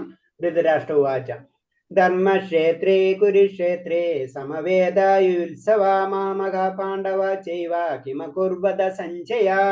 ധൃതരാഷ്ട്ര പറഞ്ഞു, ഹേ സഞ്ജയ, പുണ്യസ്ഥലമായ കുരുക്ഷേത്രത്തിൽ യുദ്ധോത്സ്കരമായി ഒന്നിച്ചുകൂടി എന്റെ മക്കളും പാണ്ഡുപുത്രരും എന്ത് ചെയ്തു? അപ്പൊ ആദ്യത്തെ തന്നെ ചോദ്യമാണ്. അതിൽ നമ്മൾ ശ്രദ്ധിച്ചാൽ അറിയാം, പുണ്യസ്ഥലമായ കുരുക്ഷേത്രത്തിൽ. അപ്പൊ ധൃതരാഷ്ട്രർക്ക് അപ്പോഴെ തന്നെ ഒരു സംശയമുണ്ട്. പുണ്യക്ഷേത്രം പുണ്യ സ്ഥലമാണ്, അവിടെ ഓട്ടോമാറ്റിക്കായിട്ട് ധർമ്മങ്ങൾ മാത്രം നിലനിൽക്കുള്ളൂ എന്നറിയാം. അത് കാരണം കൊണ്ട് ആ സംശയം ഉള്ളിലുണ്ട്. പിന്നെ നമ്മൾ ഇതിൽ ശ്രദ്ധിക്കേണ്ട ധർമ്മം, ഇതിൽ നമുക്ക് ഭഗവതിൽ സ്റ്റാർട്ട് ചെയ്യുന്ന ഒരൊറ്റ ലൈൻ, ഇനീഷ്യൽ സ്റ്റാർട്ട് ചെയ്യുന്ന ധർമ്മമാണ് അല്ലെ. ധർമ്മം എന്ന് പറഞ്ഞത് അത് ഭഗവത് ധർമ്മത്തിൽ സാക്ഷാൽ ഭഗവത് പ്രണീതം അല്ലെ. അപ്പൊ ധർമ്മമാണ് അൾട്ടിമേറ്റ്, അതാണ് ഭഗവാൻ. അതാണ് ഭഗവതിയുടെ സ്റ്റാർട്ടിങ് തന്നെ പറയുന്നത്. നമ്മൾ ആ പോയിന്റ് കൂടെ ഇതിൽ നിന്ന് മനസ്സിലാക്കണം. അപ്പൊ ഇതിൽ പറയുന്ന ഇത്രേ ഉള്ളൂ. കാരണം പുണ്യസ്ഥലം, അതായത് കുരുക്ഷേത്രം എന്ന് പറയുന്നത് പുണ്യസ്ഥലമാണ്. അപ്പൊ അവിടെ എന്റെ മക്കൾ എന്ന് പറയുമ്പോൾ അപ്പോഴും അവിടെ സെൽഫിഷ് വന്നല്ലേ. അതേപോലെ തന്നെ പാണ്ഡുപുത്രന്മാർ, അത് വേറൊരു വ്യക്തിനെ പോലെയാണ് കാണുന്നത്. ശരിക്കും അവർ രണ്ടുപേരും ധൃതരാഷ്ട്രരെ സംബന്ധിച്ച് രണ്ടും ഒരേ മക്കളെ പോലെ തന്നെ കാണേണ്ടതാണ്. അതാണ് സെൽഫിഷ്. അപ്പൊ സെൽഫിഷ് ആണ് എല്ലാത്തിന്റെയും പ്രശ്നങ്ങൾ എന്നാണ് ഇൻഡയറക്റ്റ് ആയിട്ട് നമുക്ക് ഇതിൽ നിന്ന് മനസ്സിലാക്കേണ്ടത്. അടുത്ത ശ്ലോകം വായിക്കാം. സഞ്ജയ് ഉവാച ദൃഷ്ടിത്തു പാണ്ഡവാനീകം വ്യൂഢം ദുര്യോധനസ്തദാചാരമുപസംഗമ്യ രാജാ വചനം അബ്രവീത്. സഞ്ജയൻ പറഞ്ഞു, അല്ലയോ രാജാവ്, പാണ്ഡുപുത്രന്മാർ സജ്ജമാക്കിയ സൈന്യത്തെ കണ്ട് ദുര്യോധന മഹാരാജ ആചാര്യന്റെ മുന്നിൽ വെച്ച് ഇങ്ങനെ പറഞ്ഞു. അപ്പൊ എന്താണ് സഞ്ജയൻ ആ കാണുന്ന രംഗാണ് അല്ലെ യുദ്ധത്തില്. അപ്പൊ അതിന് പറയുന്നത് ദുര്യോധന എന്തൊരു ദ്രോണാചാര്യനെ കാണണം. അപ്പൊ ദുര്യോധനൻ പാണ്ഡവരെ സൈന്യവും കണ്ട ശേഷം ദ്രോണാചാര്യരുടെ അരികിൽ ചെന്നു. അപ്പൊ നമുക്കറിയാം ദുര്യോധനൻ അന്ന് പാണ്ഡവരെ സൈന്യം കാണുന്നുണ്ട്. അപ്പൊ ദുര്യോധനൻ ദ്രോണരെ അടുത്ത് ചെല്ലാണ്. അപ്പൊ ദുര്യോധൻ രാജാവ് എന്ന അഭിസംബോധന ചെയ്തിരിക്കുന്ന വിഷയാസ്കൃതനായ ധൃതരാഷ്ട്ര ധൈര്യപ്പെടുത്താനായി. കാരണം എന്ന് വെച്ച് കഴിഞ്ഞാല് ഇത് എന്തുകൊണ്ട് അയാൾ പ്രത്യേകിച്ച് രാജാവ് എന്നുള്ള വേർഡ് ഇതിൽ ഉപയോഗിച്ചെന്ന് വെച്ച് കഴിഞ്ഞാല്, കാരണം ധൃതരാഷ്ട്രർക്ക് വിഷമം വേണ്ട എന്ന് വിചാരിച്ചിട്ട് മാത്രമാണ് ശരിക്കും സഞ്ജയനായ ഒരു വേർഡ് ഉപയോഗിച്ചെന്ന് പറയുന്നത്. രാജാവിനെ ആണെങ്കിൽ കൂടിയും ദുര്യോധന കാര്യഗൗരവം മൂലം ദ്രോണാചാര്യനെ ചെന്ന് കാണേണ്ടി വന്നു. കാരണം എല്ലാവരും രാജാവിന്റെ അടുത്ത് എത്തണം. പക്ഷെ അങ്ങനെയല്ല, ചില കാര്യങ്ങൾ നടക്കുന്നതിന് വേണ്ടി തീർച്ചയായിട്ടും നമ്മൾ മറ്റുള്ളവരെയും കാണേണ്ടത്. അത് ശരിക്കും ദുര്യോധന അറിയാം. അതാണ് ഡിപ്ലോമസി എന്ന് പറയുന്നത് സാധാരണ രീതിയിൽ അല്ലെ.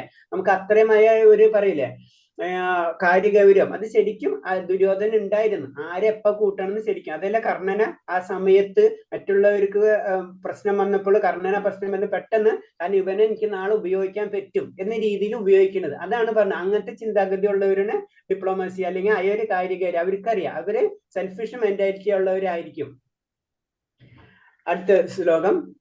പശ്യതം പാണ്ഡപുത്രാണാമാചാര്യം മഹിതീം ചമും വ്യൂഢ ദ്രുപദപുത്രേണ തവ ശിഷ്യേണ ധീമത. അല്ലയോ ആചാര്യ, അങ്ങയുടെ ശിഷ്യനും ബുദ്ധിശാലിയുമായ ദ്രുപദപുത്രനെ ഒരുക്കി നിർത്തിയിട്ടുള്ള ആ മഹത്തായ പാണ്ഡവ സൈന്യത്തെ ഒന്ന് നോക്കൂ. ഇതില് ഈ ശ്ലോകത്തിൽ ഇമ്പോർട്ടൻസ് ആയിട്ട് ശ്രദ്ധിക്കേണ്ടതെന്ന് വെച്ച് കഴിഞ്ഞാല്, കാരണം ഇതിൽ പറയണെന്ന് വെച്ചാൽ അങ്ങയുടെ ശിഷ്യൻ എന്ന് പറഞ്ഞാൽ ദ്രുപദപുത്രൻ, അതല്ലേ ദൃഷ്ടിദുമ്നൻ അല്ലെ. അപ്പൊ ശരിക്കും അറിയാം, നമുക്ക് ആ കഥ അറിയാവുന്നതാണ്. ദ്രുപദപുത്രനും ദൃഷ്ടിദുമ്നും, അതായത് ദ്രുപദനും ദ്രോണരും തമ്മിൽ വൈരാഗ്യം ഉണ്ടായിരുന്ന വ്യക്തികളായിരുന്നു. അതിന്റെ വലിയൊരു കഥയുണ്ട്. അപ്പൊ ഈ സമയത്തും ശരിക്കും ദ്രുപദപുത്രനും അതായത് ഋഷിദുമ്നന് യുദ്ധങ്ങളൊക്കെ അഭ്യാസങ്ങളൊക്കെ പഠിപ്പിച്ചു കൊടുത്ത ദ്രോണരായിരുന്നു. അപ്പൊ അത് പറഞ്ഞാണ്. അപ്പൊ അന്നത്തെ ചെയ്തിന്റെ മിസ്റ്റേക്കിന്റെ ഫലമാണ് ഇപ്പൊ നിന്റെ മുന്നിൽ നിൽക്കുന്നത്. ഇൻഡയറക്റ്റ് ആയിട്ട് പറയാനാണ് ദ്രോണരോട്.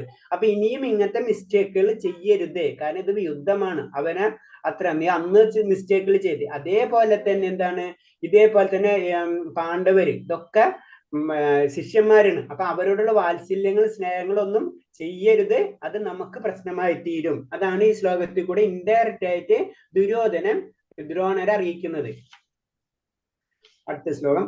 അത്ര ശൂരമഹേഷശ്ച ഭീമാർജുന സമായുധിയുയുദ്ധാന വിരാടശ്ച ദ്രുപദശ്ച മഹാരഥ.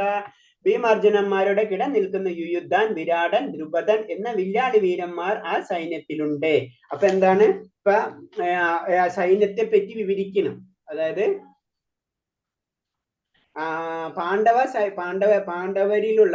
സൈന്യത്തിലുള്ള വലിയ വലിയ വ്യക്തികളെ പറ്റി വിവരിക്കുകയാണ്. അതിൽ എന്തൊരു ഭീമാർജുനന്മാരുടെ കിടപിടിക്കുന്ന യുയുദ്ധാൻ, വിരാടൻ, ദ്രുപദൻ ഇവരൊക്കെ ആ സൈന്യത്തിലുണ്ട്. അപ്പൊ അവരെ സൈന്യം, പാണ്ഡവരെ സൈന്യം അത്ര ചെറിയ സൈന്യം തന്നെയല്ല, അതും വളരെ പവർഫുൾ ആയിട്ടുള്ള സൈന്യം തന്നെയാണെന്ന് ദ്രോണരോട് പതുക്കെ പറയാ.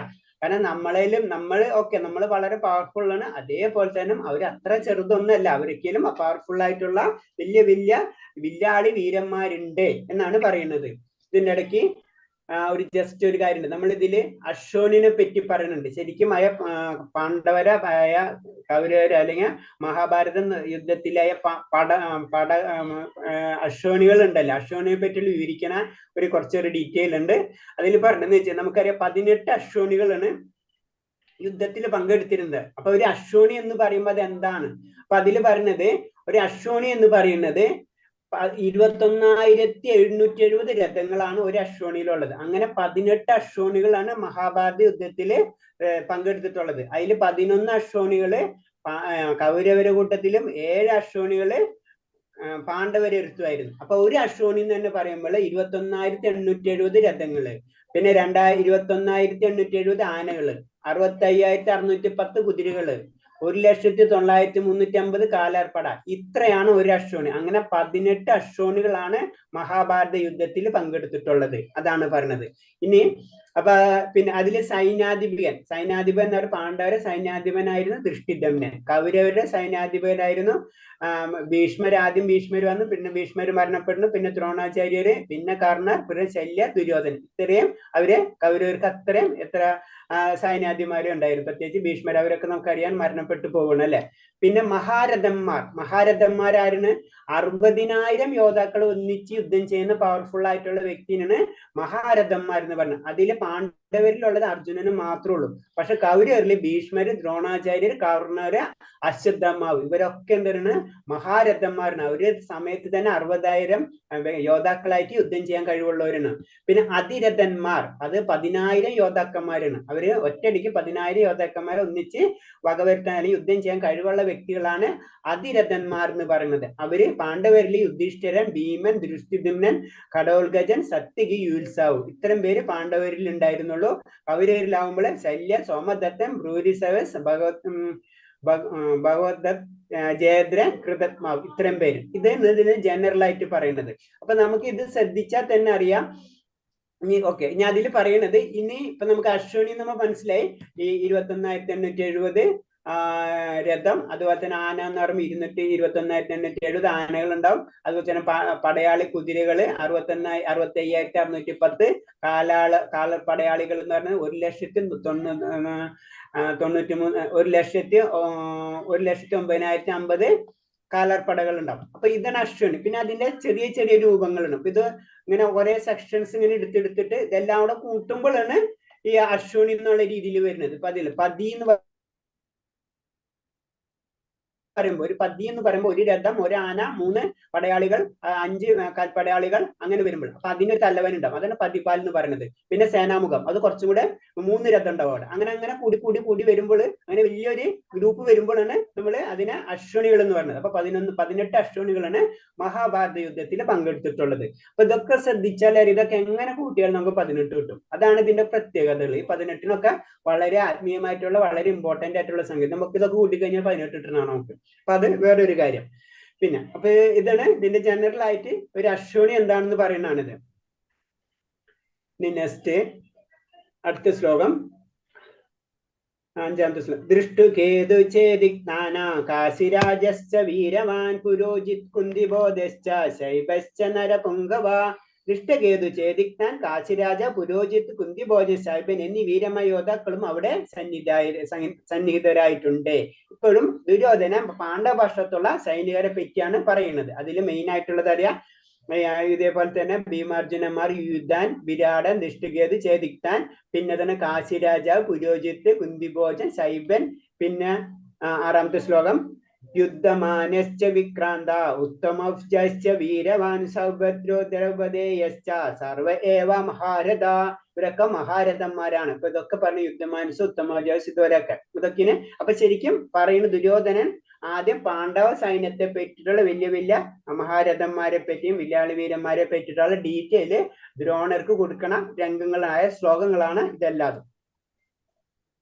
7ാമത്തെ ശ്ലോകം, അസ്മാകം തു വിശിഷ്ടേയ താനി ബോധതി ജോധമാ നായക മമ സൈന്യസ്യ സംചാർത്തം താൻ ബ്രവീമിതേ.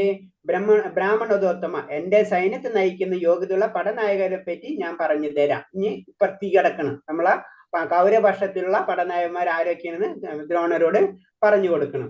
അപ്പൊ അതിൽ പറയുമ്പോ ഫസ്റ്റ്, ഭഗവാൻ ഭീഷ്മച്ച കർണച്ച കൃപശ്ച സമതിം ജയ അശ്വത്ഥാത്മവികർണശ്ച സൗമദത്യസ്തൈവജ.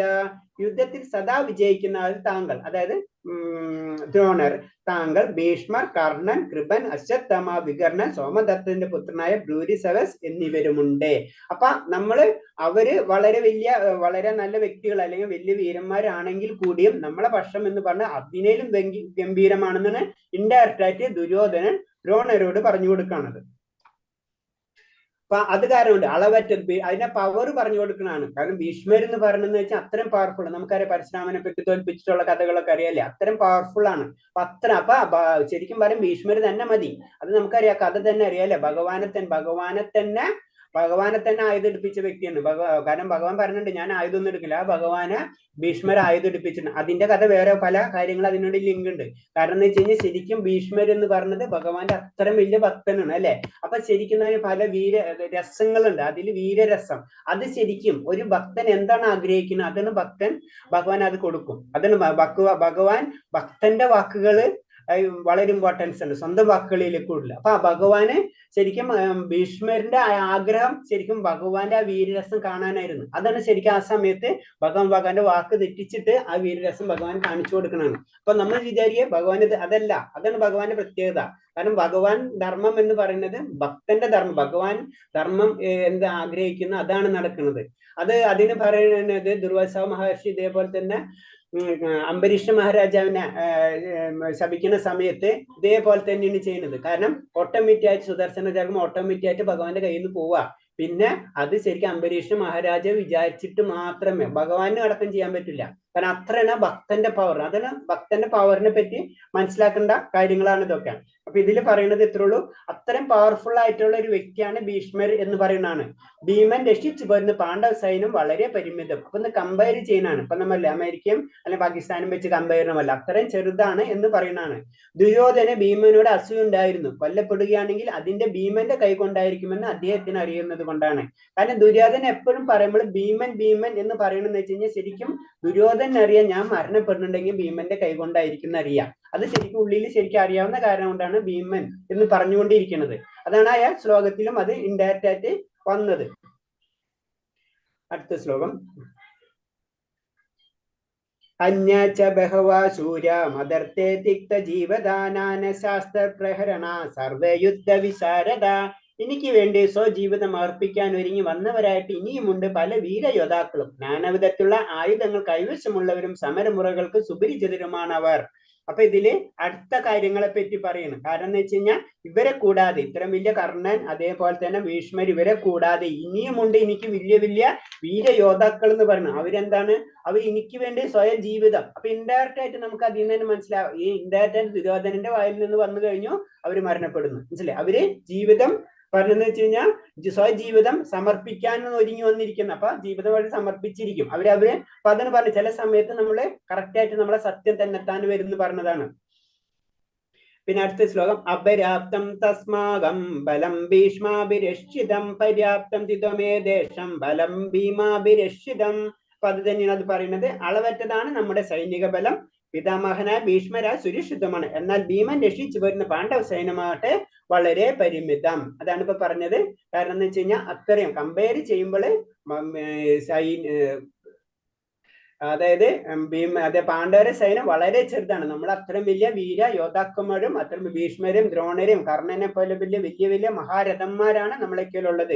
ഒരു കമ്പാരിസൺ, ഒരു മോട്ടിവേഷൻ, ബൂസ്റ്റിംഗ് എന്ന് പറയില്ലേ. കാരണം ശരിക്കും ദുര്യോധനൻ എന്ന് പറയുമ്പോൾ അത്രയും പവർഫുൾ ആയിട്ടുള്ള ഒരു വ്യക്തിയാണ്. എങ്ങനെയാണ് ആൾക്കാരെ കൺട്രോൾ ചെയ്യേണ്ടത് ശരിക്കറിയാം. അതൊരു നയതന്ത്രജ്ഞൻ എന്ന് പറയില്ലേ, അല്ലെങ്കിൽ ഡിപ്ലോമാസി എന്ന് പറയും, ഡിപ്ലോമാറ്റ് എന്ന് പറയില്ലേ. അതാണ്, അത് കറക്റ്റ് ആയിട്ട് ദുര്യോധനൻ അറിയാം. ആരെങ്ങനെ ഉപയോഗിക്കണം. ശരിക്കും അതല്ലേ കർണനെ ശരിക്കും എവിടെ ഉപയോഗിക്കണം അറിയാം. അത് കാരണം കൊണ്ട് കർണനെ ആ സമയത്ത് എടുത്തിട്ട് അത് ഉപയോഗിച്ചിട്ടുള്ളത്. അപ്പൊ നമുക്കത് മനസ്സിലാക്കണം. അപ്പൊ അതാണ് ഇതിൽ പറഞ്ഞത്. അപ്പൊ അത് ശരിക്കും ഒരു ബൂസ്റ്റിംഗ് ആ കൊടുക്കുന്നത്. എന്നാൽ ഭീമൻ രക്ഷിച്ചു വരുന്ന പാണ്ഡവ സൈന്യമാകട്ടെ വളരെ പരിമിതം.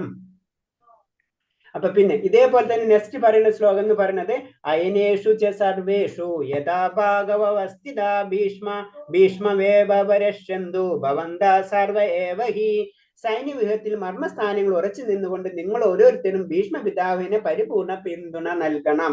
ഈ ഒരു ശ്ലോകം എന്താ പറയണെന്ന് വെച്ച് കഴിഞ്ഞാൽ, ഇത്രയും ഭീഷ്മരെ പറ്റി പുകഴ്ത്തി പറയുമ്പോൾ ഇതേപോലെ തന്നെ ഭീഷ്മരെ താഴെയുള്ള അല്ലെങ്കിൽ ബാക്കിയുള്ള സൈനികർക്ക് വലിയ വലിയ വീര യോദ്ധാക്കൾക്ക് വിഷമം ഉണ്ടാവാൻ പാടില്ല. നമ്മ പറയുമ്പോൾ അല്ലെ, നമ്മ ഒരാളെ പറ്റി മാത്രം ഇങ്ങനെ പുകഴ്ത്തിക്കൊണ്ടിരുന്നു കഴിഞ്ഞാൽ മറ്റുള്ളവർക്ക് വിഷമം ഉണ്ടാവാൻ പാടില്ല. അപ്പൊ അവരെയും ഒന്ന് ബൂസ്റ്റപ്പ് ചെയ്യാണ് ശരിക്കും ദുര്യോധനൻ ചെയ്യുന്നത്. കാരണം ഭീഷ്മരെ സപ്പോർട്ട് ചെയ്യേണ്ടതാണ് നിങ്ങൾ എന്ന് പറയുന്നത്. അപ്പൊ അവർക്ക് കുറച്ചും കൂടെ ഒരു ഇത് കിട്ടുന്നു, ബൂസ്റ്റപ്പ് ചെയ്യണം ഇൻഡയറക്റ്റ്. എല്ലാവരും ഇങ്ങനെ കയ്യിൽ പിടിക്കാന്ന് പറയില്ല, ആ കാര്യങ്ങളാണ് ഇതിൽ ചെയ്യുന്നത്. അപ്പൊ അത് ഭീഷ്മ വൃദ്ധനായതിന് സംരക്ഷണം ആവശ്യമാണ്. അപ്പൊ ഭീഷ്മർ സംരക്ഷണം, അപ്പൊ നിങ്ങൾ അദ്ദേഹം അത്രയും പിതാമഹന പവർ ഉണ്ടെങ്കിലും നിങ്ങൾ സംരക്ഷിക്കേണ്ടത് നിങ്ങളെ ഡ്യൂട്ടിയാണ്. അതാണ് ഭീഷ്മരുടെയും ദ്രോണാചാര്യരുടെയും പൂർണ്ണ സഹായം തനിക്ക് ഉണ്ടാവണമെന്ന് ദുര്യോധന അറിയാമായിരുന്നു. അന്ന് ചൂതുകളി സംഭവിച്ചതുപോലെ. കാരണം ഇവര് രണ്ടുപേരുണ്ടെങ്കിൽ വിജയിച്ചു, കൺഫേം ആണ്, അത്രയും ഗ്യാരണ്ടിയാണ്. അപ്പൊ അവരെ ഏറ്റവും കൂടുതൽ പ്ലീസ് ചെയ്തുകൊണ്ടിരിക്കുക. അപ്പൊ അതാണ് ഇൻഡയറക്റ്റ് ആയിട്ട് ദുര്യോധനൻ ചെയ്തുകൊണ്ടിരിക്കുന്നത്. അതിന് അന്ന് ചൂതുകളിൽ സംഭവിച്ചതുപോലെ, ആ ചൂതുകളിൽ ഇവർ രണ്ടുപേരും സൈലന്റ് ആയിട്ട് ഇരുന്ന കാരണം കൊണ്ട് അത് മുഴുവൻ അവിടെ സംഭവിച്ചത്. അതേപോലെ നിങ്ങൾ എനിക്ക് വേണ്ടി എപ്പോഴും കാര്യങ്ങൾ ചെയ്യണം എന്നാണ് അതിൽ പറയുന്നത്. തസ്യ സംശയനം ഹർഷ കുരുവൃദ്ധ പിതാമഹ സിംഹനാദം വിനോദശ്ച സംഗം തം പ്രതാപവാൻ. അപ്പോൾ പരാക്രമിയും കുരുപിതാമഹനുമായ ഭീഷ്മ ദുര്യോധന ആഹ്ലാദം ജനിക്കുമാറ് സിംഹാർജനം പോലുള്ള ശബ്ദമുണ്ടായിക്കൊണ്ട് തന്റെ സംഘെടുത്ത് ഊതി. അപ്പൊ ഇതിൽ പറയണെന്ന് വെച്ച് കഴിഞ്ഞാൽ അത്രയും, അപ്പൊ ശരിക്കും പറഞ്ഞത് ഭീഷ്മർക്ക് അറിയാം എന്തൊക്കെ സംഭവിക്കാൻ പോകുന്നത്, ഭീഷ്മർക്ക് 100% അറിയാം. അപ്പൊ എന്നിരുന്നാലും ആ ദുര്യോധന സന്തോഷം ഉണ്ടാവാൻ വേണ്ടി അത് ചങ്കിട്ട് അത് യുദ്ധം സ്റ്റാർട്ട് ചെയ്യാണ്. കാരണം ഭീഷ്മരനല്ലേ യുദ്ധം തുടങ്ങേണ്ടത്. അപ്പൊ ഭീഷ്മരെ സംഘെടുത്ത് ഊതി എന്ന് പറയുന്നത്. അപ്പൊ അത് ശരിക്കും ഉള്ളിൽ വിഷമുണ്ട്. അതിനായ വിഷയം പറയുന്നത് ഒരു ദുഃഖത്തോടു കൂടിയാണ്. പക്ഷെ ആർക്കാണ് സന്തോഷം കിട്ടുന്നത്? യുദ്ധം തുടങ്ങുന്നുള്ള സന്തോഷം ദുര്യോധന കൊടുക്കണം. അതാണ് ഇതിൽ ചെയ്യുന്നത്. തഥാ സംഘാസ്തേര്യശ്ച പാണവാനക ഗോമുഖ സഹസൈവ്യഹന്യബ്ദോമുലോഭവത്. അതിനെ തുടർന്ന് ശംഖ്, ചെണ്ട, മദ്ദളം, കാഹളം എന്നിവയുടെ ശബ്ദമെമ്പാടുമുയർന്നു. യുദ്ധരംഗത്ത് കോലാഹലമായി. അപ്പൊ ഇപ്പോഴത്തെ സ്ഥലത്ത്, അതായത് കൗരവരുടെ സ്ഥലത്ത് ഭീഷ്മര് യുദ്ധത്തിനുള്ള കാഹളം, അതായത് ശംഖൂതി. അപ്പൊ ഓട്ടോമാറ്റിക് ആയിട്ട് യുദ്ധം തുടങ്ങാനുള്ള ബാക്കി ഓട്ടോമാറ്റിക് ആയിട്ട് കൗരവശത്തുള്ള പടയാളികളൊക്കെ അതിനനുസരിച്ചുള്ള കാര്യങ്ങൾ അവർ സ്റ്റാർട്ട് ചെയ്തു. അതാണ് അതിൽ പറയുന്നത്. അടുത്ത ശ്ലോകം. തഥാ ശൈദർഹയർയുക്തേ മഹതി ശ്രിധാന സ്ഥിതൗ മാധവ പാണ്ഡവ ചൈവ ദിവ്യസംഗ പ്രദത്മതു. മറുവശത്ത് കൃഷ്ണാനുജനന്മാർ വെള്ളക്കുതിരയെ പൂട്ടിയ വൻതേരിൽ നിന്നുകൊണ്ട് തങ്ങളുടെ ദിവ്യ സംഘുകൾ മുഴക്കി. അപ്പൊ ഇപ്പുറത്തെ സൈഡില് ഓട്ടോമാറ്റിക് ആയിട്ട് ഇപ്പുറത്ത് ഭീഷ്മര് മുഴക്കിയപ്പോ ഇപ്പുറത്ത് കൃഷ്ണാർജുനന്മാര് അവരുടെ ദിവ്യമായ, അപ്പൊ ദിവ്യമായിട്ടാണ് അവിടെ നിന്ന് പറഞ്ഞത്. നമ്മള് വേർഡുകൾ ശ്രദ്ധിച്ചു പോകണം. ദിവ്യമായിട്ടുള്ള സങ്കല്പം, ദിവ്യത്തെ എവിടെയുണ്ട് അവിടെ വിജയം സുനിശ്ചിതമാണ്. അതുകൊണ്ട് കൃഷ്ണാർജുനന്മാരുടെ സംഖ്യകൾ ദിവ്യമാണ്. മാധവ ലക്ഷ്മിപതിയുടെ കൃഷ്ണൻ, ലക്ഷ്മിപതിയായ കൃഷ്ണൻ. ഇപ്പൊ മാധവ എന്ന് പറയുമ്പോൾ കാരണം ലക്ഷ്മി എന്താണ് ഐശ്വര്യ ദേവതയാണ് അല്ലെ. ഐശ്വര്യം ഉണ്ടാവണമെങ്കിൽ ഭഗവാൻ ഉള്ളിടത്ത് ഐശ്വര്യ ദേവത ഉണ്ടാവും. അപ്പൊ ഓട്ടോമാറ്റിക് ആയിട്ട് കൃഷ്ണൻ ഉള്ളിടത്ത് അവിടെ ഐശ്വര്യം ഉണ്ടാവും. അപ്പൊ അവിടെ വിജയം ഉറപ്പാണ്. അഗ്നിദേവൻ നൽകിയ രഥം, ഇത് 3 ലോകങ്ങൾ എവിടെയും അതിന് വിജയമുള്ളൂ. പിന്നെ വേറൊരു വിജയത്തിന്റെ കാര്യങ്ങളാണ് പറഞ്ഞ് അഗ്നിദേവൻ കൊടുത്തിട്ടുള്ള രഥമാണ് ഉപയോഗിക്കുന്നത് അല്ലെ. ആ രഥം എന്ന് പറഞ്ഞ 3 ലോകങ്ങൾ എന്ന് പറയുമ്പോൾ നമ്മൾ മനസ്സിലാക്കേണ്ടത് 14 ലോകങ്ങളുണ്ടെന്ന് നമുക്കറിയാം അല്ലെ. ഭൗതിക ലോകം എന്ന് പറഞ്ഞത് 14 ലോകങ്ങളാണ്. ബ്രഹ്മലോകം തൊട്ട് പാതാളം വരെ. അതിന് 3 സെക്ഷനായിട്ട് ജനറലായിട്ട് പറയുമ്പോഴാണ് നമ്മൾ ഈ 3 ലോകങ്ങൾ എന്ന് പറയുന്നത്. അതായത് നമ്മൾ മുകളിലേക്ക് പോകുമ്പോൾ സ്വർഗലോകം, അത് ജനകലോകം, തപോലോകം, അങ്ങനെ ബ്രഹ്മലോകം എന്ന് പറഞ്ഞ താഴത്തേക്ക് അതളം വിതളം എന്ന് പറഞ്ഞിട്ട് ഇങ്ങനെ അതുപോലെ തന്നെ പാതാളം വരെ ഉള്ളത്. ആ 3 സെക്ഷൻ ഒന്നിച്ച് പറയുമ്പോൾ നമ്മൾ ഈ 3 ലോകങ്ങൾ, അപ്പൊ 3 ലോകത്തിലും വിജയം അത് ഈ അഗ്നിദേവന്റെ രഥത്തിന് കിട്ടും എന്നാണ് ഇതിൽ പറഞ്ഞത്. പിന്നെ അടുത്ത് പാഞ്ചജന്യം ഋഷികേശ ദേവദത്തം ധനം ചയ പൗണ്ട്രം ദം ത്വമഹാശങ്കം ഭീമകർമ്മ മൃഗോദര. കൃഷ്ണ ഭഗവാൻ പാഞ്ചജന്യം എന്ന ശങ്കൂതി അർജുനൻ ദേവദത്തവും ദുഷ്കർമ്മങ്ങളിൽ മുന്നിൽ നിൽക്കുന്ന ഭോജനപ്രിയമായ ഭീമൻ പൗണ്ട്രം എന്ന ശംഖുവും മുഴുകി. അപ്പൊ ഞാൻ ശംഖുകളെ പറ്റി എന്താണ് ഭഗവാൻ നമുക്ക് പലപ്പോഴും കേട്ടിട്ടുണ്ടല്ലേ. കൃഷ്ണന്റെ ശംഖിന്റെ പേരാണ് പാഞ്ചജന്യം, അർജുനന്റെ ശംഖിന്റെ പേരാണ് ദേവദത്തം, ഭീമന്റെ ശംഖിന്റെ പേരാണ് പൗണ്ട്രം, യുധിഷ്ഠിരന്റെ ശംഖിന്റെ പേരാണ് അനന്തവിജയം, നകുലന്റെ ശംഖിന്റെ പേരാണ് സുഘോഷം, സഹദേവന്റെ മണിപുഷ്പവും. അപ്പൊ ഓരോ ഇപ്പുറത്തെ സൈഡിൽ പാണ്ഡവരുടെ സൈനിലുള്ള എല്ലാവരും അവരവരുടേതായ ദിവ്യമായിട്ടുള്ള ശംഖുകൾ ഊതി. അപ്പൊ ഓരോരുത്തരുടെ ശംഖുകളെ പേരുകളാണ് അതിൽ പറഞ്ഞിട്ടുള്ളത്. പിന്നെ അടുത്തൊരു ശ്ലോകം നമുക്ക് പറയാം. ഇത് മതേനോട് ബന്ധപ്പെട്ടിട്ടുള്ളതാണ്. അനന്ത വിജയം രാജ കുന്തിപുത്ര യുധിഷ്ഠിര നകുല സഹദേവശ്ച സുഘോഷ്മണി പുഷ്പകൗ കാശ്യശ്ച പരമേശശ്ച ശിഖണ്ഡിച്ച മഹാരഥാ ദൃഷ്ടദ്യുമ്നോ വിരാടശ്ച സാത്വികീശ്ച പരാജിത ദ്രുപദോ ദ്രൗപദേയശ്ച സർവശ്ച പൃഥിവീപദേ സൗഭദ്രശ്ച മഹാബാഹോ സംഗാന്തം തോ പൃഥക്. കുന്തിപുത്രനായ യുധിഷ്ഠിരൻ അനന്തവിജയം എന്ന ശംഖൂതി. അപ്പൊ യുധിഷ്ഠിരന്റെ ശംഖിന്റെ പേരാണ് അനന്തവിജയം. പിന്നെ നകുല സഹദേവന്മാർ സുഘോഷ്മണി പുഷ്പകങ്ങളും വില്ലാളി വീരനായ കാശി രാജാവ് മഹാരഥനായ ശിഖണ്ഡിയും ദൃഷ്ടിദുമ്നൻ വിരാടൻ തോൽപണിയാത്ത സാത്വികി ദ്രുപദൻ ദ്രൗപദി പുത്രന്മാർ മഹാബാഹുവായ സുഭദ്രപുത്രൻ എന്നിവരും ശംഖുനാഥ്. അപ്പുറത്തുപുറത്തോടുള്ളവരെല്ലാവരും അവരവരെ ശംഖുകൾ ഊതി യുദ്ധത്തിന് തയ്യാറെടുത്തിരിക്കുകയാണ്. പിന്നെ നമ്മള് ഭഗവാന് നമുക്കറിയാം സഹസ്രനാമങ്ങൾ ഭഗവാൻ നമ്മൾ ചെല്ലാറുണ്ട് അല്ലെ. അതിൽ ഏറ്റവും ഇമ്പോർട്ടൻസ് ആയിട്ടുള്ള ചില നാമങ്ങളാണ് പറയുന്നത്. അതിന്റെ മീനിങ്ങുകളും പറഞ്ഞു. കൃഷ്ണൻ ഭഗവാൻ എന്ന് പറയുമ്പോൾ കൃഷ്ണൻ എന്ന് പറയുമ്പോ അതിന്റെ മീനിങ് എന്ന് പറയുന്നത് എല്ലാവരെയും ആകർഷിക്കുന്നവൻ എന്നാണ് അതിന്റെ അർത്ഥം. ഭഗവാൻ എന്ന് പറയുമ്പോ എല്ലാവരെയും ആകർഷിക്കും. ഭഗവാനെ ആകർഷിക്കാത്ത ആരും ഇല്ല അല്ലെ. നമ്മളെല്ലാവരും ഭഗവാന്റെ ആ സാമസുന്ദര രൂപം കാണുമ്പോൾ നമ്മൾ ആകർഷ്ടരായി തീരും. മദന മോഹിനി എന്നാണ് പറയുന്നത് അല്ലെ. അപ്പൊ അത്ര ഇമ്പോർട്ടൻസ് ആണ് ഭഗവാൻ. അപ്പൊ അത് നമ്മൾ കൃഷ്ണ എന്ന് പറയുമ്പോൾ ആ കൃഷ്ണ ആ വേർഡിന് അത്രയും പവർഫുൾ ഉണ്ട്. ആ വേർഡ് തന്നെ അതീന്ദ്രിയമായിട്ടുള്ള ശബ്ദമാണ്. അതിന് നമ്മൾ കൃഷ്ണ എന്ന് പറയുമ്പോ അതിനൊരു നമ്മൾ അറിയാത്തൊരു പവർഫുൾ ഉണ്ട്. അതിന് നമ്മൾ വേദങ്ങൾ മന്ത്രങ്ങൾ അല്ല വേദങ്ങൾ മന്ത്രങ്ങൾ എന്ന് പറയുമ്പോ അത് ശരിക്കും പറഞ്ഞ മന്ത്രദൃഷ്ടാക്കൾ എന്നാണ്. വലിയ വലിയ ഋഷി ഈശ്വരന്മാരെന്നൊന്നും പറയല്ല. ഋഷികൾ എന്നല്ല, ഋഷി ഈശ്വരന്മാരാണ്. അവർക്ക് മന്ത്രങ്ങളെ കാണാനുള്ള പവർ ഉണ്ടെന്ന് പറയുന്നത്. അപ്പൊ അത്രയും പവർഫുൾ ആണ് ആ മന്ത്രങ്ങൾ. അത് നമുക്ക് അത് അറിയാത്തതാണ് അങ്ങനത്തെ കാര്യങ്ങൾ. നമ്മളിപ്പോ പറയില്ല ഇപ്പൊ പറയാം മൾട്ടിവേഴ്സ് തിയറികളൊക്കെ പറഞ്ഞിട്ടുണ്ട്. നമ്മൾ ഒരേ യൂണിവേഴ്സിറ്റി അനുസരിച്ച് നമ്മൾ ഓട്ടോമാറ്റിക് ട്യൂൺ ചെയ്യാനാണ്. നമ്മൾ ഈ ലോകത്ത് എവിടെയാണ് നമുക്കറിയാം പലതരം ഡയമെൻഷൻസ് ഒക്കെ ഉണ്ടെന്ന് പറയാം. അപ്പൊ ഇത് ബേസിക് ആയിട്ട് ഇത്രയുള്ളൂ. കൃഷ്ണ എന്ന് പറയുമ്പോൾ നമുക്ക് പറ്റിയിട്ടുള്ളതായ പവറാണ് ഭഗവാന്റെ. കൃഷ്ണ എന്ന് പറയുമ്പോൾ അത്രയും അട്രാക്ഷൻ ആണ് ഭഗവാൻ. അതാണ് നമ്മൾ അതിൽ നിന്ന് മനസ്സിലാക്കേണ്ടത്. ഋഷികേശൻ സർവ്വ ഇന്ദ്രിയങ്ങളുടെയും ഉടമ. അതായത് നമ്മളെ ഇന്ദ്രിയങ്ങളുടെ എല്ലാത്തിനും പവർഫുൾ കൺട്രോൾ ചെയ്യുന്നത് ഭഗവാനാണ്. അതിന്റെ ഒരു കഥ പറയുന്നത് നമ്മൾ കേട്ടിട്ടുണ്ടാവും. കാരണം എന്ന് വെച്ച് കഴിഞ്ഞാല് ഇതേപോലെ തന്നെ ദുർവാസാവ് മഹർഷി ദുര്യോധനൻ പാണ്ഡവർക്ക് ദുർവാസാവ് മഹർഷിനെ കൊണ്ട് എന്തൊന്ന് ശാപം കൊടുപ്പിക്കാൻ വേണ്ടി ഭക്ഷണം ഉണ്ടാക്കാൻ വേണ്ടി പറയും. അങ്ങനെ ആ സമയത്ത് ലാസ്റ്റ് ഭഗവാൻ ഇത്തിരി ഒരു ചെറിയൊരു വറ്റ് കഴിക്കുന്ന ഒരു രംഗമുണ്ട്. അതോടുകൂടി ദുർവാസാവിന്റെ അവരെ കംപ്ലീറ്റ് ശിഷ്യന്മാരുള്ള ഇത് പറയാ വിശപ്പൊക്കെ മാറിപ്പോണ ഒരു രംഗമുണ്ട്. അതിന് പറഞ്ഞു ഭഗവാൻ എന്ത് ഭക്ഷിച്ചോ അത് മറ്റുള്ളവർ. അതിന് ഭഗവാന് ആയ യജ്ഞങ്ങൾ എല്ലാത്തിനും ഭോക്താവ് എന്ന് പറഞ്ഞത് അതിന് ഭഗവാൻ ചെയ്തു കഴിഞ്ഞാൽ അത് എല്ലാവരും സന്തോഷിക്കും. അതാണ് ആ കഥയിൽ നമുക്ക് മനസ്സിലാക്കേണ്ട പോയിന്റ്. പിന്നെ മാധവൻ ലക്ഷ്മിപതി, മാധവൻ എന്ന് പറഞ്ഞാൽ ലക്ഷ്മിപതി. അച്യുതൻ എന്ന് പറഞ്ഞ ചുതി അഥവാ വീഴ്ച പറ്റാത്തവൻ, തെറ്റ് പറ്റാത്തവൻ. മധുസൂദനൻ, മധു എന്ന രാക്ഷസനെ കൊന്നതുകൊണ്ട്. ഗോവിന്ദൻ, ഗോക്കളെയും ഇന്ദ്രിയങ്ങളെയും ആനന്ദം നൽകുന്നവൻ. വാസുദേവൻ, വാസുദേവ പുത്രനാകയാൽ. ദേവകി നന്ദൻ, ദേവകിയെ അമ്മയായി സ്വീകരിച്ചത് കൊണ്ട്. യശോദ നന്ദനൻ, വൃന്ദാവനത്തിലെ ബാലകേളികളിൽ യശോദയെ ആനന്ദിച്ചതുകൊണ്ട്. പാർത്ഥസാരഥി, അർജുനന്റെ തേർ തെളിച്ചതുകൊണ്ട്. കേശവൻ, കേശി എന്ന അസുരനെ വധിച്ചവൻ.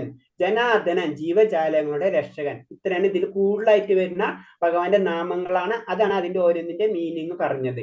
ഇനി അർജുനന്റെ പേര് പറഞ്ഞാണ് ധനഞ്ജയൻ, ധനത്തെ ജയിച്ചവൻ.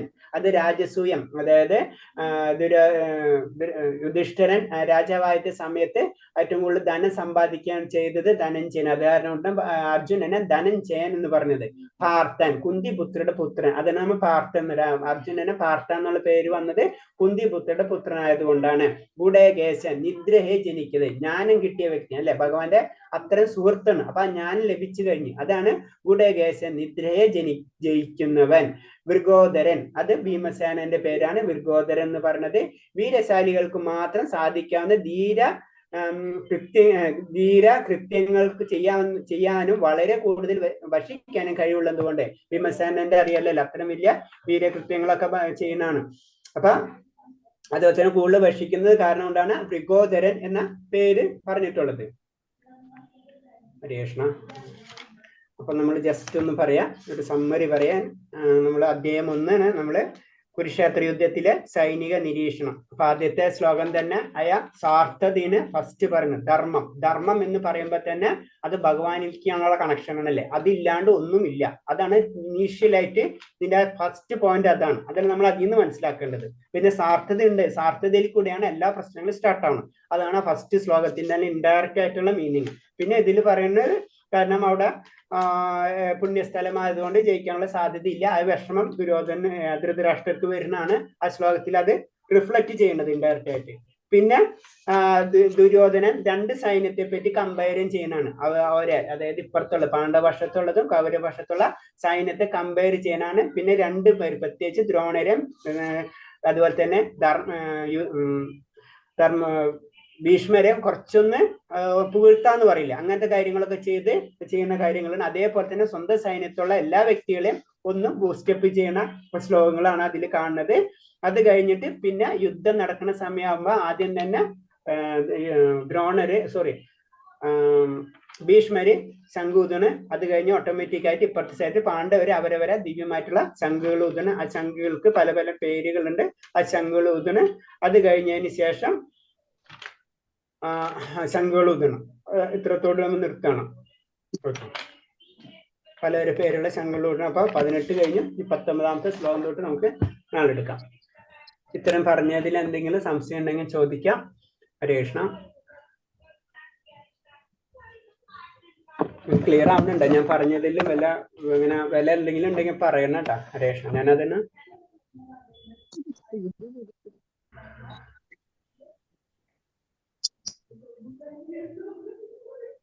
ആദ്യത്തെ അധ്യായത്തിൽ വലിയ ഇമ്പോർട്ടൻസ് ഉള്ള കാര്യങ്ങളില്ല. 2ാമത്തെ അധ്യായം തൊട്ടിട്ട് നമുക്ക് കുറച്ചും കൂടെ അങ്ങനത്തെ ഉള്ള തത്വജ്ഞാനങ്ങളുള്ളത്. പ്രത്യേകിച്ച് നമ്മളെന്താണ്, ആത്മാവ് എന്താണ്, പരമാത്മാവ് എന്താണ്. ശരിക്കും പറഞ്ഞാൽ 2ാമത്തെ അധ്യായമാണ് സമ്മറി എന്ന് പറയുന്നത് ഭഗവദ്ഗീത. പിന്നെ അവിടെ നിന്ന് തുടങ്ങണം ശരിക്കും. ഇതിൽ എന്ന് പറഞ്ഞാൽ ജസ്റ്റ് അർജുനന്റെ വിഷമങ്ങളും ആ യുദ്ധത്തിന്റെ കാര്യങ്ങളൊക്കെയാണ് 1ാം അധ്യായത്തിലും 2ാം അധ്യായത്തിലെ കുറെ ശ്ലോകങ്ങൾ അതിനോട് ബന്ധപ്പെട്ടിട്ടുള്ളതാണ്. അത് കഴിഞ്ഞാലാണ് ശരിക്കും പല ഡീറ്റെയിൽ ആയിട്ട് നമ്മൾ അതിലേക്ക് പോണത്. ഇതിലെന്തെങ്കിലും ഉണ്ടെങ്കിൽ ചോദിക്കാം. ഇത്രയും പറഞ്ഞ ശ്ലോകത്തിലോ അല്ലെങ്കിൽ ഡൗട്ട് ഉണ്ടെങ്കിൽ ചോദിക്കാം. ഹരേ കൃഷ്ണ. അപ്പൊ നമുക്ക് നാളെ കാണാം. അപ്പൊ ഞാൻ പറയുന്നത് എല്ലാവരും കറക്റ്റ് ടൈമിൽ ചെയ്യാം. കാരണം നമുക്ക് ആകപ്പാട് 1 മണിക്കൂറുള്ളൂ. അത് തന്നെ 3/4 മണിക്കൂർ നമുക്ക് കിട്ടുള്ളൂ. അപ്പൊ എല്ലാവരും 9 മണിക്ക് തന്നെ ജോയിൻ ചെയ്യാൻ ശ്രമിക്കുക. പിന്നെ ബുക്ക് വാങ്ങിക്കണം, മസ്റ്റ് ഉള്ളത്. പിന്നെ അതുപോലെ തന്നെ ജപം ചെയ്യാൻ പറ്റുന്നവർ ചെയ്യും. ഞാൻ കമ്പൽസറി ആരോടും പറയില്ല, കാരണം എല്ലാവർക്കും പല പല സിറ്റുവേഷൻസ് ആയിരിക്കും. അപ്പം നിങ്ങൾ ട്രൈ ചെയ്യുക. അറ്റ്ലീസ്റ്റ് 1-2 പ്രാവശ്യങ്ങൾ ജപിക്കാൻ ശ്രമിക്കുക. ഇങ്ങനത്തെ കാര്യങ്ങൾ ചെയ്യാം. ഹരേ കൃഷ്ണ. ശരി മാതാജി, നിർത്തിക്കോട്ടെ എന്നാ. നാളെ നമുക്ക് കാണാം. ഗുരുവായൂർ എവിടെ? പടിഞ്ഞാറ് നടയിലാണോ? ഹരേ കൃഷ്ണ പ്രഭു, എന്താ പറഞ്ഞത്? ഗുരുവായൂർ പടിഞ്ഞാറ് നടയിലാണോ? ഗുരുവായൂര് പടിഞ്ഞാറ് നടയിലുണ്ട്. നമ്മളെ വടക്കായ അമ്പലക്കുളത്തിന്റെ അടുത്ത് ജയപതാക സ്റ്റോർ എന്ന് പറഞ്ഞ ഒരു ഇതുണ്ട്, അവിടെയും കിട്ടും. പടിഞ്ഞാറ് നടയിൽ സെന്റർ ഉണ്ട്, അവിടെയും കിട്ടും. പിന്നെ ഓൺലൈനിൽ നമുക്ക് ആമസോണിലൊക്കെ ത്രൂ വാങ്ങിക്കാൻ കിട്ടും. അല്ല നിങ്ങൾക്ക് അതും പോരാന്ന് വെച്ചാൽ നമ്പറുകളുണ്ട്, അവർക്ക് പറഞ്ഞു കൊടുത്തു കഴിഞ്ഞാൽ ഗൂഗിൾ പേ ചെയ്ത് കഴിഞ്ഞാൽ ബുക്ക് കിട്ടും. ഓക്കെ. ഹരേ കൃഷ്ണ. ഹരേ കൃഷ്ണ. ശരി, അപ്പൊ നിർത്തിക്കോട്ടെ. വേറെ ഒന്നും ഇല്ലെങ്കിൽ നമുക്ക് നാളെ ക്ലാസ്സിൽ കാണാം. ഹരേ കൃഷ്ണ. ഹരേ കൃഷ്ണ പ്രഭു. ഹരേ കൃഷ്ണ. ഹരേ കൃഷ്ണ പ്രഭു. ഹരേ കൃഷ്ണ. വാഞ്ചകൽപതി ഹരേ കൃഷ്ണ. ഹരേ കൃഷ്ണ കൃപാസിന്ധ്യാപച പതിനാം പാവനേഭ്യ വൈഷ്ണവേഭ്യ നമോ നമഃ. അനന്തകോടി വൈഷ്ണവ കൃപാദിക്ക് ഗുരുദേവ. ഹരേ കൃഷ്ണ. എല്ലാവർക്കും പ്രണാമം. അപ്പൊ നാളെ എല്ലാവരും ഹരേ കൃഷ്ണ. ഹരേ കൃഷ്ണ. ഹരേ കൃഷ്ണ. ശരി. Okay, thank U. ഹരേ കൃഷ്ണ. ഹരേ കൃഷ്ണ. ഹരേ കൃഷ്ണ. ഹരേ കൃഷ്ണ.